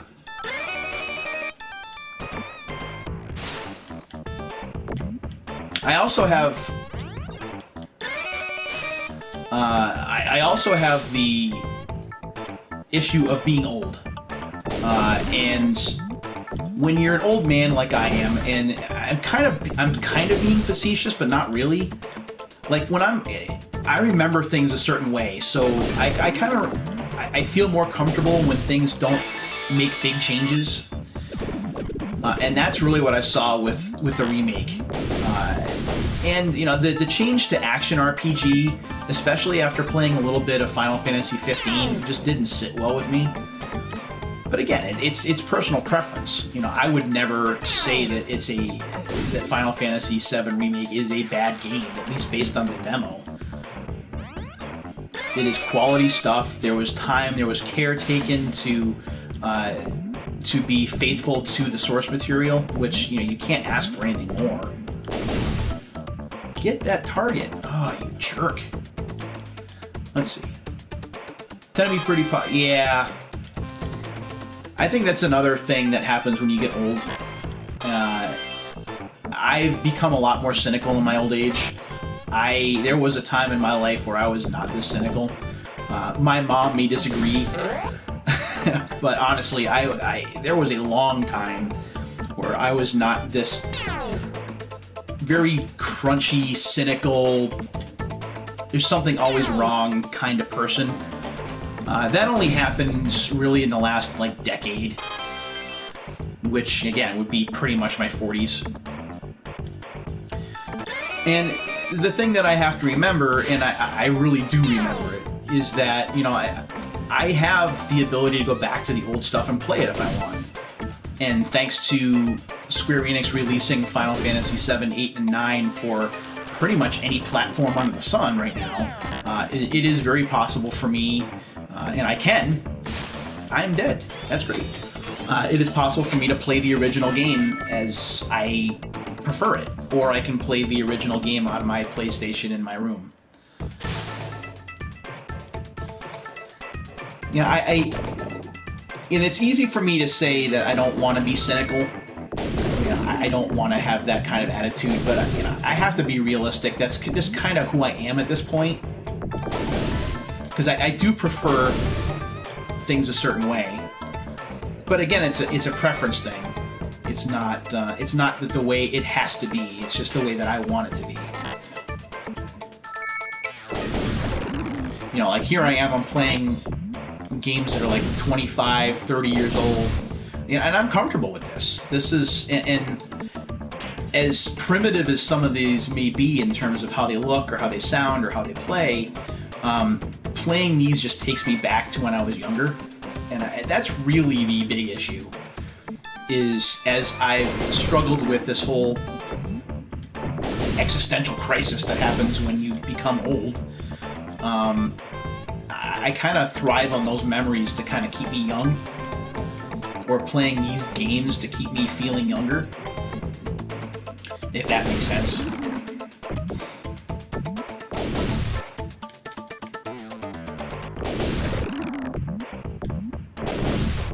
Oh, I turned 48 on April 22nd. So I am 2 years shy of 50. But thank you for the compliment. I know that my students think the same way. When I tell them that I'm in my 40s, they have a very difficult time believing it. And even some of the teachers in my building, no way. And that's a huge compliment. Yeah, I got it. But yeah, I was born in '72, so I was born the same year that Pong made its debut. So it was kind of like it's kind of fate that I would be a big video game fan, I guess. Whoa, gotta get out of there, kid. There we go. So when this came out in, like, was it like 92 or 93? You know, I was already close enough to be legal. I was like 21. I was working a full-time job for the phone company. Finally had my first car. I didn't get my license until I was 19. There's a funny story behind that. That one's not my fault. The license story is pretty funny because it wasn't on purpose. I had to take my license test 3 times. And the reason I had to take my license test 3 times is the first 2 times that I took it, my grandmother, my dad's mom, who I loved dearly, God rest her soul, she was my sponsor. And the rule in Massachusetts is that if your sponsor says anything to you while you're in the middle of your test, it is an automatic fail. You fail, you have to go right back, and you have to retake it. And both times that my grandmother was my sponsor, she started talking to me. The one time she mentioned that I made a left instead of a right, and the other time she mentioned that I didn't have my signal on, when in fact I did, by the way. And it's funny because the proctor, the guy who's delivering the test, yeah, he was not mad or anything. He kind of laughed at me when it happened. He's like, you know what's going to happen now, right? And I'm like, yep, I know what's going to happen. So the third time that I took it, which was the charm, actually, my best friend's dad was my sponsor. And I took it in a different office. And that particular test, they didn't make us do parallel parking either. So it was a pretty easy pass. Oh, I gotta go that way. Oh, why'd I do that? I absolutely forgot to take the e-brake off. Oh, I'm dead. For a while during my test, so passed. Got lucky, I think. Yeah, here in Massachusetts, they like their money. Do I have one more life left? Yes. So it took me 3 times, and as a side note to that whole story, a week after I got my license, I was using my best friend's sister's car, and a week after I got my license, I backed into a parked car. So, yeah, and that was completely my fault.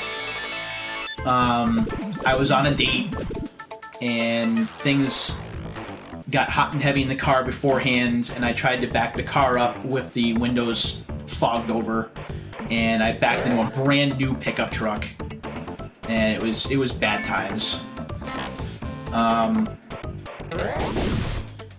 And since then, I've had 3 accidents since, and that's from 1991 to now, so that's almost 30 years. One accident occurred in 1994 on Valentine's Day. I drove out to see my girlfriend, who was still living in Worcester. I had moved back to the Springfield area, and I was driving out there in a snowstorm, and I jerked on the brakes like an idiot and slid off the road and hit a guardrail. And then the second accident happened when I was driving to a video game store, and I was in the wrong lane to make a left turn, and I wound up cutting in front of somebody, and I wound up ripping off the guy's bumper. He never filed a report. His truck was like old. He didn't care. So I considered it an accident, even though it really wasn't technically one. And then the last accident that I had been in was not my fault. I was driving somewhere, and another driver had a health emergency and wound up veering off the road, and I tried to get out of his way and couldn't, and he hit me. And that's been it. So out of almost 30 years of driving, to get in only those incidents is pretty good. I've had one speeding ticket, and that was because I was running late for work, and I knew that there was a trap up there, and I tried to slow down, and it was too late. So I've done pretty well, like, driving-wise. I'm not the biggest fan of driving, if I'm being completely honest. I tend to be overly cautious, which is never a good thing. You gotta be cautious, but not overly so. But I'm not a very good passenger either. I use the passenger brake very often, which ticks off the people that I drive with. But, you know, I drive when I have to. I've only gotten a couple of tickets. I love speed cameras in Baltimore. Yeah, they're thinking about putting up red light cameras out here. So you have to learn to be careful pretty fast. You know, and I usually am. I think the thing that I have to be careful of, but I've done a good job with it with the car that I drive now, is just we passed a no cell phone law here in Mass, where you can't be using your cell phone at all while you're driving. So I'm pretty good with that, though. I just got a new lease earlier this year, or I'm sorry, it was yeah, was it earlier this year? It was earlier this year. It was in January or February, and it has Apple CarPlay. So now I just rely on that. By the way, I haven't been out much since the thing started. It's not too bad here. The only thing you can't find is TP. Let's see. My school building shuts after school on Friday the 13th. I have been out of the house since then twice. And out of the house meaning, like, in the car. I went the Monday after, which I think was the 16th. I went to GameStop to cancel my physical pre-orders and to go digital. And then it was the Sunday after that. I did. Oh no, I'm sorry. I had also gone out that Monday to do a Walmart pickup order back when they were still doing those. And then I went out like like 6 days later on a Sunday to run a couple of errands, and that's been it. Food-wise, I'm doing okay. The cold cuts that I bought last week are running low, so I'm going to be probably switching to peanut butter and fluff or peanut butter and jelly here very shortly. I was able to luck out and get some bread, which I've been freezing. So I'm good on bread. I'm good on crackers. I'm good on Pepsi, thankfully, because I can't live without that. Let's see if I got this right. You know, I've been doing some restaurant pickup or restaurant delivery to try and keep restaurants going. So food hasn't really been a problem, but I haven't really been motivated to leave the house. There's been no reason for me to do so. I mean, if we're going to do this social distancing thing, and if I have everything that I need, then there's no real reason for me to go out and complicate things or take any unnecessary risk. I have had food deliveries to the house from a local grocer thanks to Instacart, and also from Target thanks to Shipt. And both of those experiences were really good. The people that are doing the remote shopping are absolute godsends, and good for them. Where the heck am I? Oh, I'm over here. TP, I mentioned this on stream last night. I actually got lucky in that well before this thing had started, I had bought an extra big packet from it, pack of it from DJ's that I didn't need at the time. So, you know, toilet paper, I'm good. Now, I won't lie, I'm rationing. You know, I'm keeping track of how many squares I'm using. I used to default with toilet paper sometimes if I had to blow my nose. I'm not doing that anymore. So I'm definitely conscious of using it. Same thing with paper towels and tissues, which have been difficult to come by. But honestly, you know, I can't really ask for being in a better position right now. I'm fortunate. I readily admit that I'm fortunate. Even though school's not in session, all employees are on administrative leave, so everyone's getting paid. People who had benefits, I'm not one, but people who had benefits, those are still continuing. So, you know, we're very fortunate. I've been kind of waiting for the other shoe to drop in terms of employment. But so far, everything looks good. And if everything works out the way that I think it's going to work, the money that the government will be sending that's actually going to help me get through the summer, where I won't have to worry about trying to find a job during the summer. Did I hear you still do physical pre-orders? I do.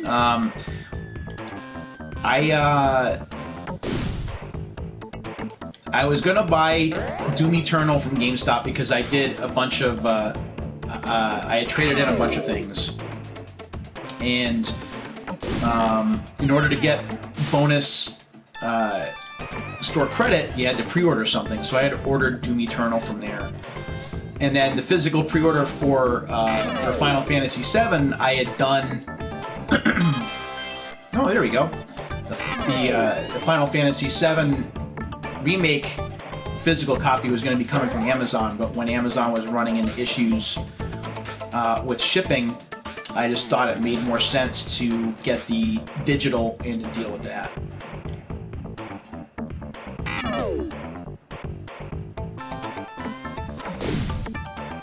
I got upsold one time too many, so I'm also, yeah.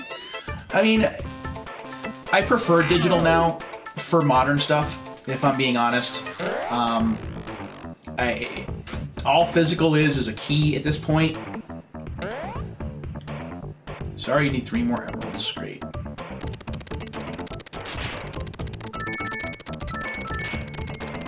Hey, there we go.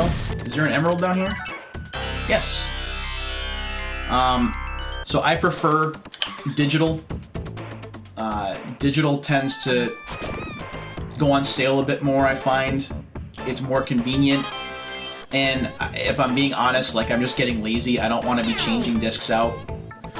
So it's easier just to kind of pick it from the hard drive and let it run. But I'd still do physical here and there, especially for Switch. I like doing physical, just because the storage space that I have on the Switch isn't what it is for the PS4 and Xbox One. I have 4 terabyte hard drives for the PS4 and Xbox One, but I only have 128 gigs for my Switch, and I'm really feeling the pinch now because I think I have like 16 gigs of hard drive space, or 16 gigs of card space left. So I'm starting to have to make difficult decisions in terms of what I want to hold on to and what I want to erase to get back to later. And the biggest game on my my card is Dynasty Warriors 8, which I play a lot because it is truly a definitive version of the game. There's no whoops.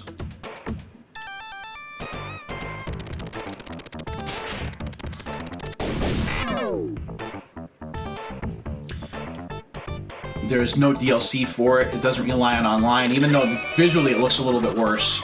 It still runs well. You run external hard drive? Yep. Oh yeah, I have external hard drives for both the PS4 and Xbox One here.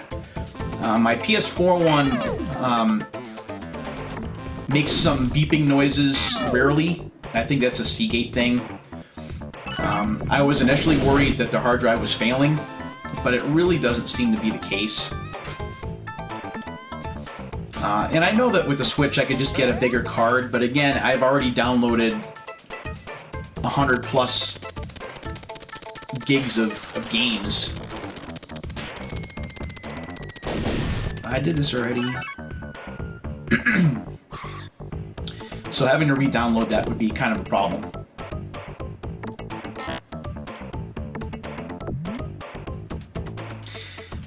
I mean, the problem with the Switch, and it's not like a problem, but I mean, there's too many games for that system. There's too many games that are appealing in terms of price. There are a lot of sales. It's an indie goldmine over there. So it's easy to run out of room. With me, like I have, I had Dynasty Warriors 8. I have Animal Crossing, which I bought digitally because of the crisis.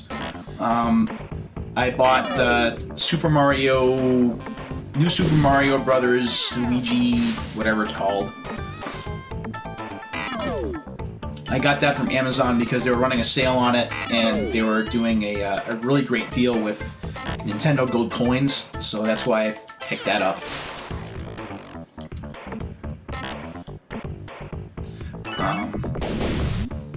You jerk. Come on. Yeah, whatever. And it just, space goes quick. I have a lot of stuff that's, 2 more emeralds. I really wanted to flip that around. Oh, wait a minute. No, I already did this one.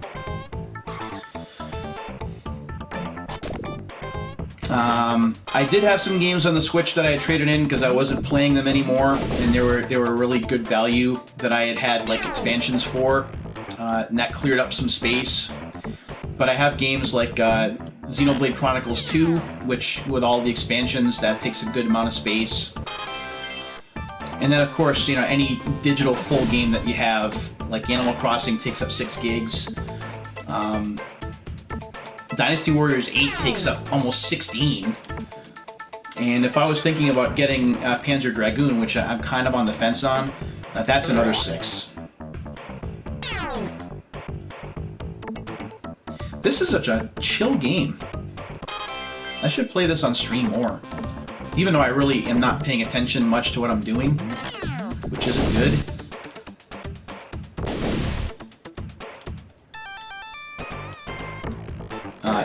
It's easy to keep track of what's going on and not get like overly stressed out, so that's kind of cool. Oh, my voice is starting to go here. I've been doing this for 2 hours.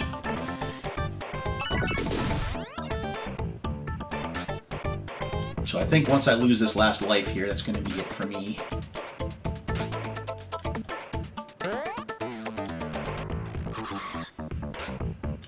In terms of future streams, I gotta see what my school schedule's gonna look like. If we're gonna be going back to... Darn it. if we're going to be going back to like an early morning schedule where I have to actually get up in the morning, right? So far I haven't. So I've been able to go to bed at like ridiculously late hours and pretty much just get up when I want. So depending on that, that'll dictate. Darn it, I did it again. That'll dictate how many nights of streaming I do. Use Discord or anything like that. I stay off Twitter and Facebook because of work, but chat's alright. You know, I have stopped pretty much. My Twitter and Facebook use with the crisis have dropped by 95%. I maybe check Facebook once a day, and it's very brief. And as soon as I see a story relating to the crisis, I eject, I bail. In Twitter, it's the same thing. Sometimes I'll post about video games there, like I talked about Doom Eternal. I talked a bit about the Final Fantasy VII Remake. But social media, especially someone like me who deals with anxiety, it's not good right now. Because when I go there and the things that I read and I don't know how valid the information is, it just really freaks me out. I haven't had anxiety this bad since 2011. And it is bad. You know, I have some emergency anti-anxiety medication that I have been sitting on for a long time, and I'm sure it's expired by now, or like past the expiration date, but I'm yay close to taking it. Because I just... my body is not reacting well to all of this. I mean, my eating hasn't been the same, because I'm rationing the food that I have. So my eating hasn't been the same, my sleep schedule hasn't been the same, my level of physical activity has not been the same. And, you know, my anxiety has just been, like, off the charts. Because of there's so much uncertainty. And I'm not good with it. Yeah, and I am aware that in social media there's a lot of misinformation that's out there. And I definitely appreciate that. But it's just, even with the information that's good, like, or the information that's valid, like, it's not good. Like, there's no good news out there right now, like, at all. So I'm just taking some time off. Although what's been weird during this whole thing is that I realized how much I was using social media before, now that I'm not. So I'm avoiding social media, I'm avoiding news websites. ESPN is like nothing but filler because sports are dead. So all I do online now is watch YouTube videos or episodes of Married with Children or Beavis and Butthead, and that's it. And obviously I'll play games and stream, but that's pretty much it.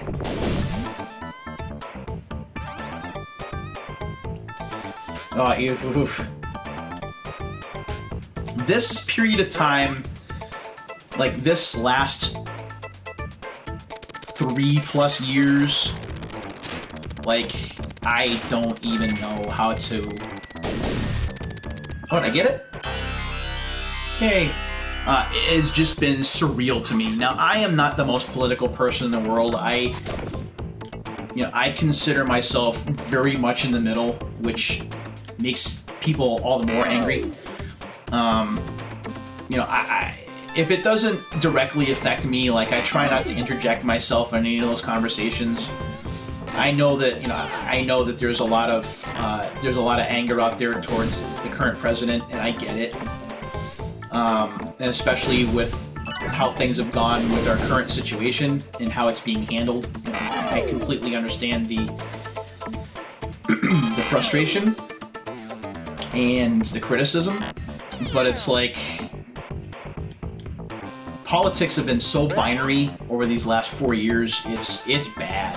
Like, I just don't talk about it because as soon as you take a side, like, you immediately make just as many enemies as you do friends, so I don't even bother.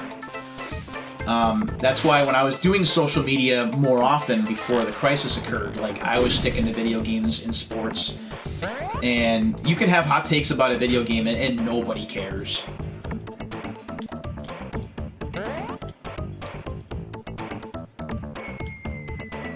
Oh, what happened? Hey, all emeralds hey, I did it! Boss room is open. Alright, where is it? Whoa! Personally, just got tired of being told, yeah. You know, I mean, it's strange that, you know, that opinions are just so caustic now. As soon as you have an opinion on something, it's like you pick a side, and there's not a lot of understanding for other perspectives. And we've been heading that way for a long time. I mean, we were kind of like this too during the Obama years.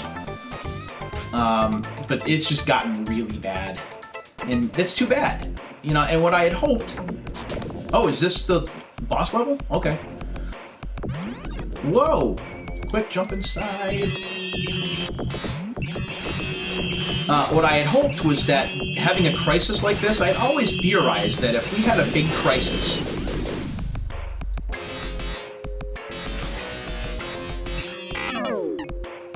Oh no! What happened? If we had a big crisis, I theorized that the world would come together to beat it, that we leave all the politics aside and we just worry about healing, and that's just not happening. You know, and my personal viewpoint had always been that if people were, you know, that there would be time in history to hold those accountable that made mistakes or that didn't react the right way after the crisis was over. But people getting mad at the crisis now, people that are calling for all of these wholesale changes and making all of these crazy accusations and charges and things, it's not productive. I mean, for some people who aren't directly in politics, you know, maybe it's a release for them right now. What is this? Okay, okay. But again, it's just, you know, it's how I look at it. I certainly...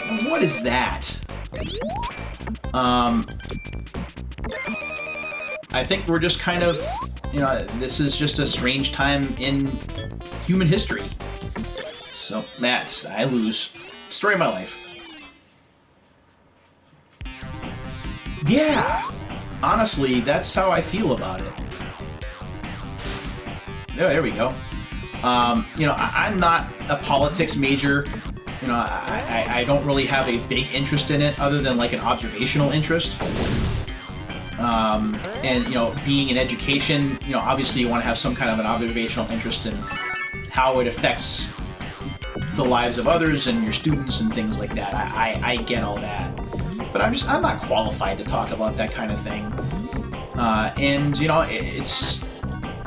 nothing's going to change because of what I say. So, you know, I just want to live through it and then see how history evolves and changes later on.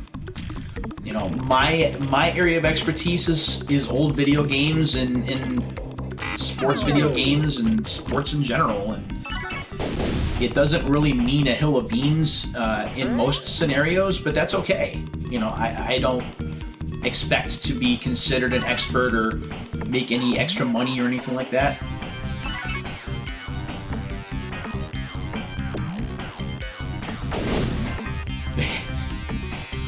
Oh, internet usernames are of absolute hilarity. Like, why did you pick that? Like, anyone who uses, like, 420 in their name. Now, granted, you know, things are different now than they were, like, 10 years ago. But, I mean, you know, come on. Really? Or, you know, or making plays on words to say obviously offensive things. You know, things like that. I've almost always, when possible, used my first name, if not my full real name, because I have nothing to hide. I'm not being an idiot. I'm not trying to, you know, I'm not going to have any kind of hot take that's going to come back and bite me because I know better. you know, I've talked about this on Facebook before. My first year of college in 2012, 2013, I took English 101 in the spring semester of 2013. What is happening?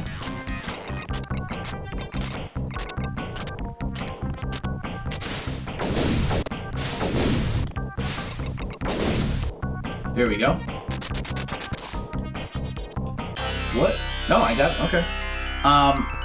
So in that spring semester, my final paper for English 101, we had to pick a subject of our own choosing and write like a persuasive paper about it. And I wrote about how Twitter can get people fired. And it's funny because that was in 2013, so that was almost 7 years ago, pretty much like 7 years ago to the day almost. And it's still as true now as it was back then. And back then, I was citing incidents like Gilbert Gottfried getting let go from Geico for making jokes about the Japanese tsunami. Oh, what are you doing?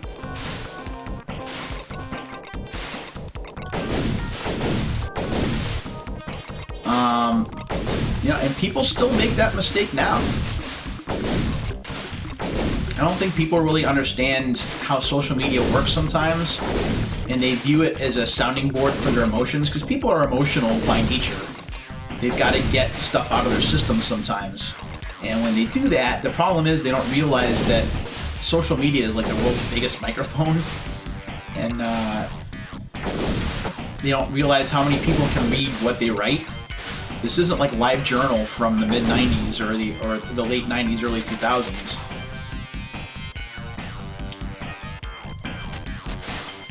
So you can't speak off the cuff, because if what you say goes viral, it can really be damaging to your professional and personal life. And no opinion is worth that.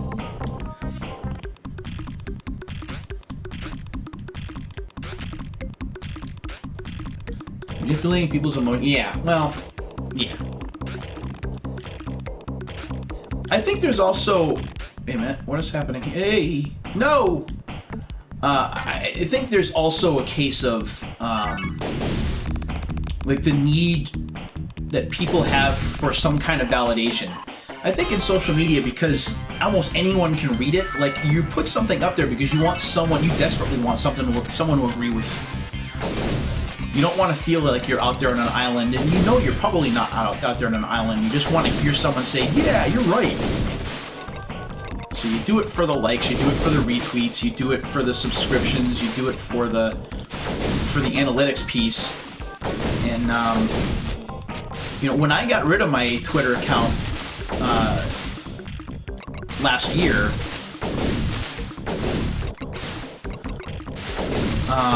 you know, I did it not caring so much about the fact that I was gonna, you know, I had 5,000 plus subscribers at the time, and that I was gonna lose that kind of traffic. I didn't care. You know, it was just, at that point, I was done with Twitter. I was a different person than I was when I made that Twitter account. When I made that Twitter account in 2008, I was working still in the video game sector, doing reviews and sales analysis and things. Yeah, I was running karaoke shows, so I was doing it as much a self-promotion account as I was doing as an account with my own observations in it.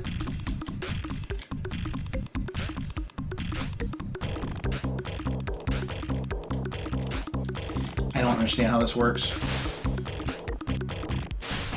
There we go. I think I figured it out.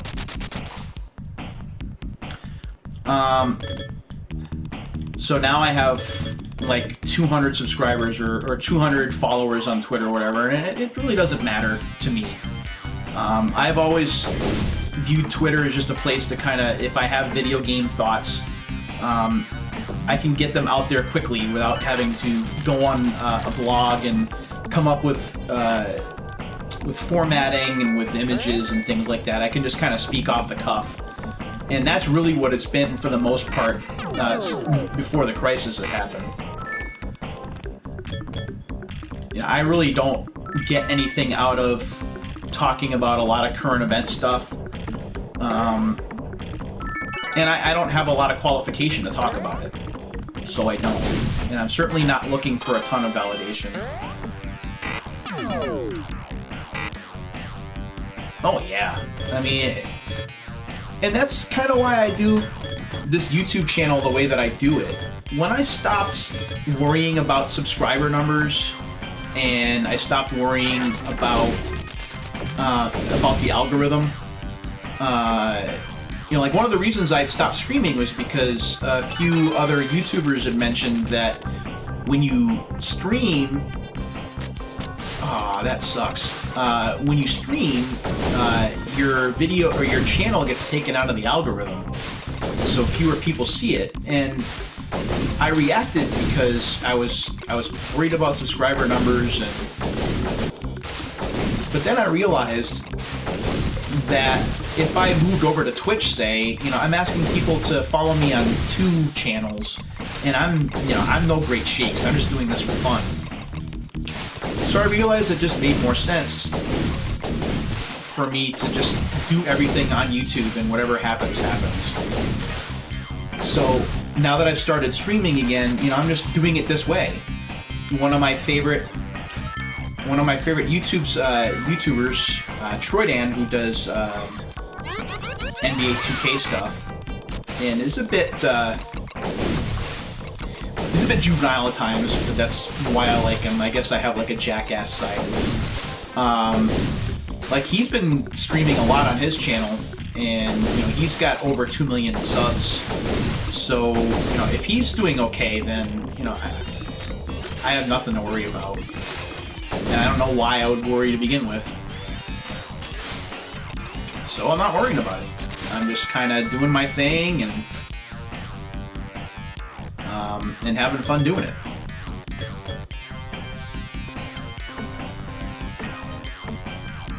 Yeah, I mean, I'm not getting any money out of this, so metrics don't matter. I'm not trying to get monetized. I'm not trying to make a nickel on anything that I'm doing. It's funny because some of my students will ask me, you know, how much money I make, because they know that I have a YouTube channel. I've talked about it. Some of them have found it by accident. And, you know, I tell them I'm not out there to get monetized. I don't do anything that's really worth getting paid for. I haven't sunk money into a camera. I'm still using a laptop from 2012 that somehow still works. And I'm using that as a webcam. I'm not even using my iPad anymore. I'm using a Rock Band microphone, a USB microphone for sound. I don't have a green screen. I don't have proper lighting, and I don't care. You know, it's really just a fun thing for me to do. What is this? Where are you going? So, no, the metrics don't matter to me. They did at one time, I'll admit. I did have delusions of grandeur a few years ago, back when I was first starting out on YouTube. I wanted to be just like my favorite YouTube personalities. I thought that I could make something of myself and be like them. But it's fun, you know. That's when I had my issues with my different projects I was working on. You know, I started out doing retro unscripted, for example, and I couldn't make that keep going. And there were some things that prevented me from doing that. I had a big health scare that year. I had pancreatitis during the summer. I thought for sure I was a goner. So I had that going on, and you know, I was running out of things to talk about, and I was running out of juice really to kind of do the content that I needed to do. But when I gave that up, and then I tried to turn it into my original blog, which was Consolation. I did that for a little while.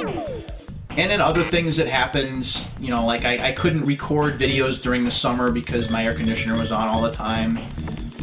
And I just made excuses. And then there was the Retro Referee project, which I I don't know if I've talked about this. It was actually for a college class.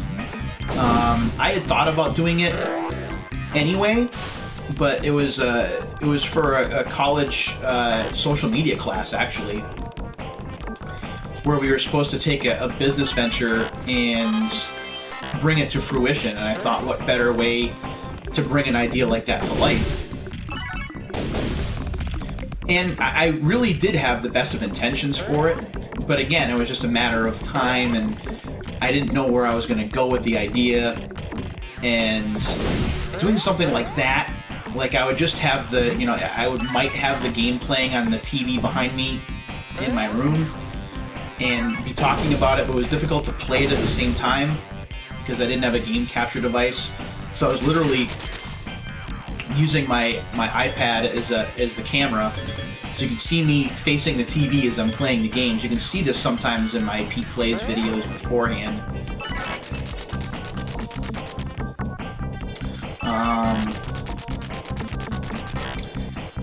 And then, you know, Unsealed came about, and that's been my most successful project. I've done it on average with, you know, again, with the current crisis notwithstanding. You know, I had worked on that. Where is the thing? I've done that for over a year now. Thank you very much for the compliments, by the way. That's really what I wanted to do with the repeat series. Is I wanted to bring. Darn it! I can't believe I did that. I wanted to bring some of that retro unscripted feel to it, which was really just memories.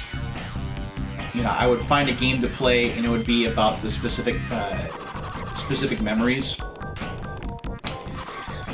But for whatever reason, I haven't been able to make that series go just yet. Maybe that's what I'll do with the magazines that I have. I don't know whether they really qualify as unsealed episodes, even though they are still sealed copies of magazines. But maybe I'll do that. My buddy Chris, who runs Classic Gaming Quarterly, I mean, he's got the right idea. He is, he's got like a full magazine reading setup. So he has like a camera situated over the magazine as he reads it, so that people can follow along with it as he does it. And he's sunk a fair amount of money into his equipment to make his channel happen. Chris is one of my favorite people. I don't even know why I didn't mention him beforehand. You know, getting a chance to meet him at Retro World Expo last year was a big thrill for me. And you know, I got a chance to give him some games for his collection, which was kind of nice. They were games that nobody else wanted. They were sports games because nobody plays those but me. So that was really cool. But Chris does a great job with his channel, and he's been doing more work of late with CGQ Live. He does a great job, and he's very passionate about what he does. And he shows that, you know, if you're willing to put some time and money into your work, that, you know, you can make some pretty awesome stuff happen. But yeah, I agree. I do have to. I don't have a reason not to do more than just Unsealed. It's just maybe I will do that after the crisis ends and I feel like there's some kind of normalcy out there again. I certainly have plenty I can talk about.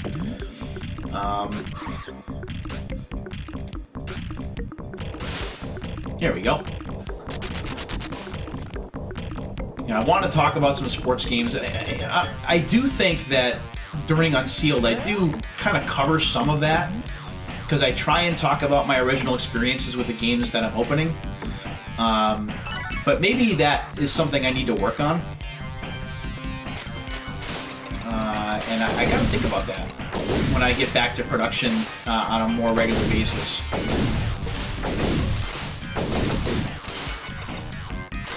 I do think here, I don't know what I'm doing. I think I'm going to go for a couple minutes longer. You know what? I think I'm going to pause it here. And I think I'm going to save.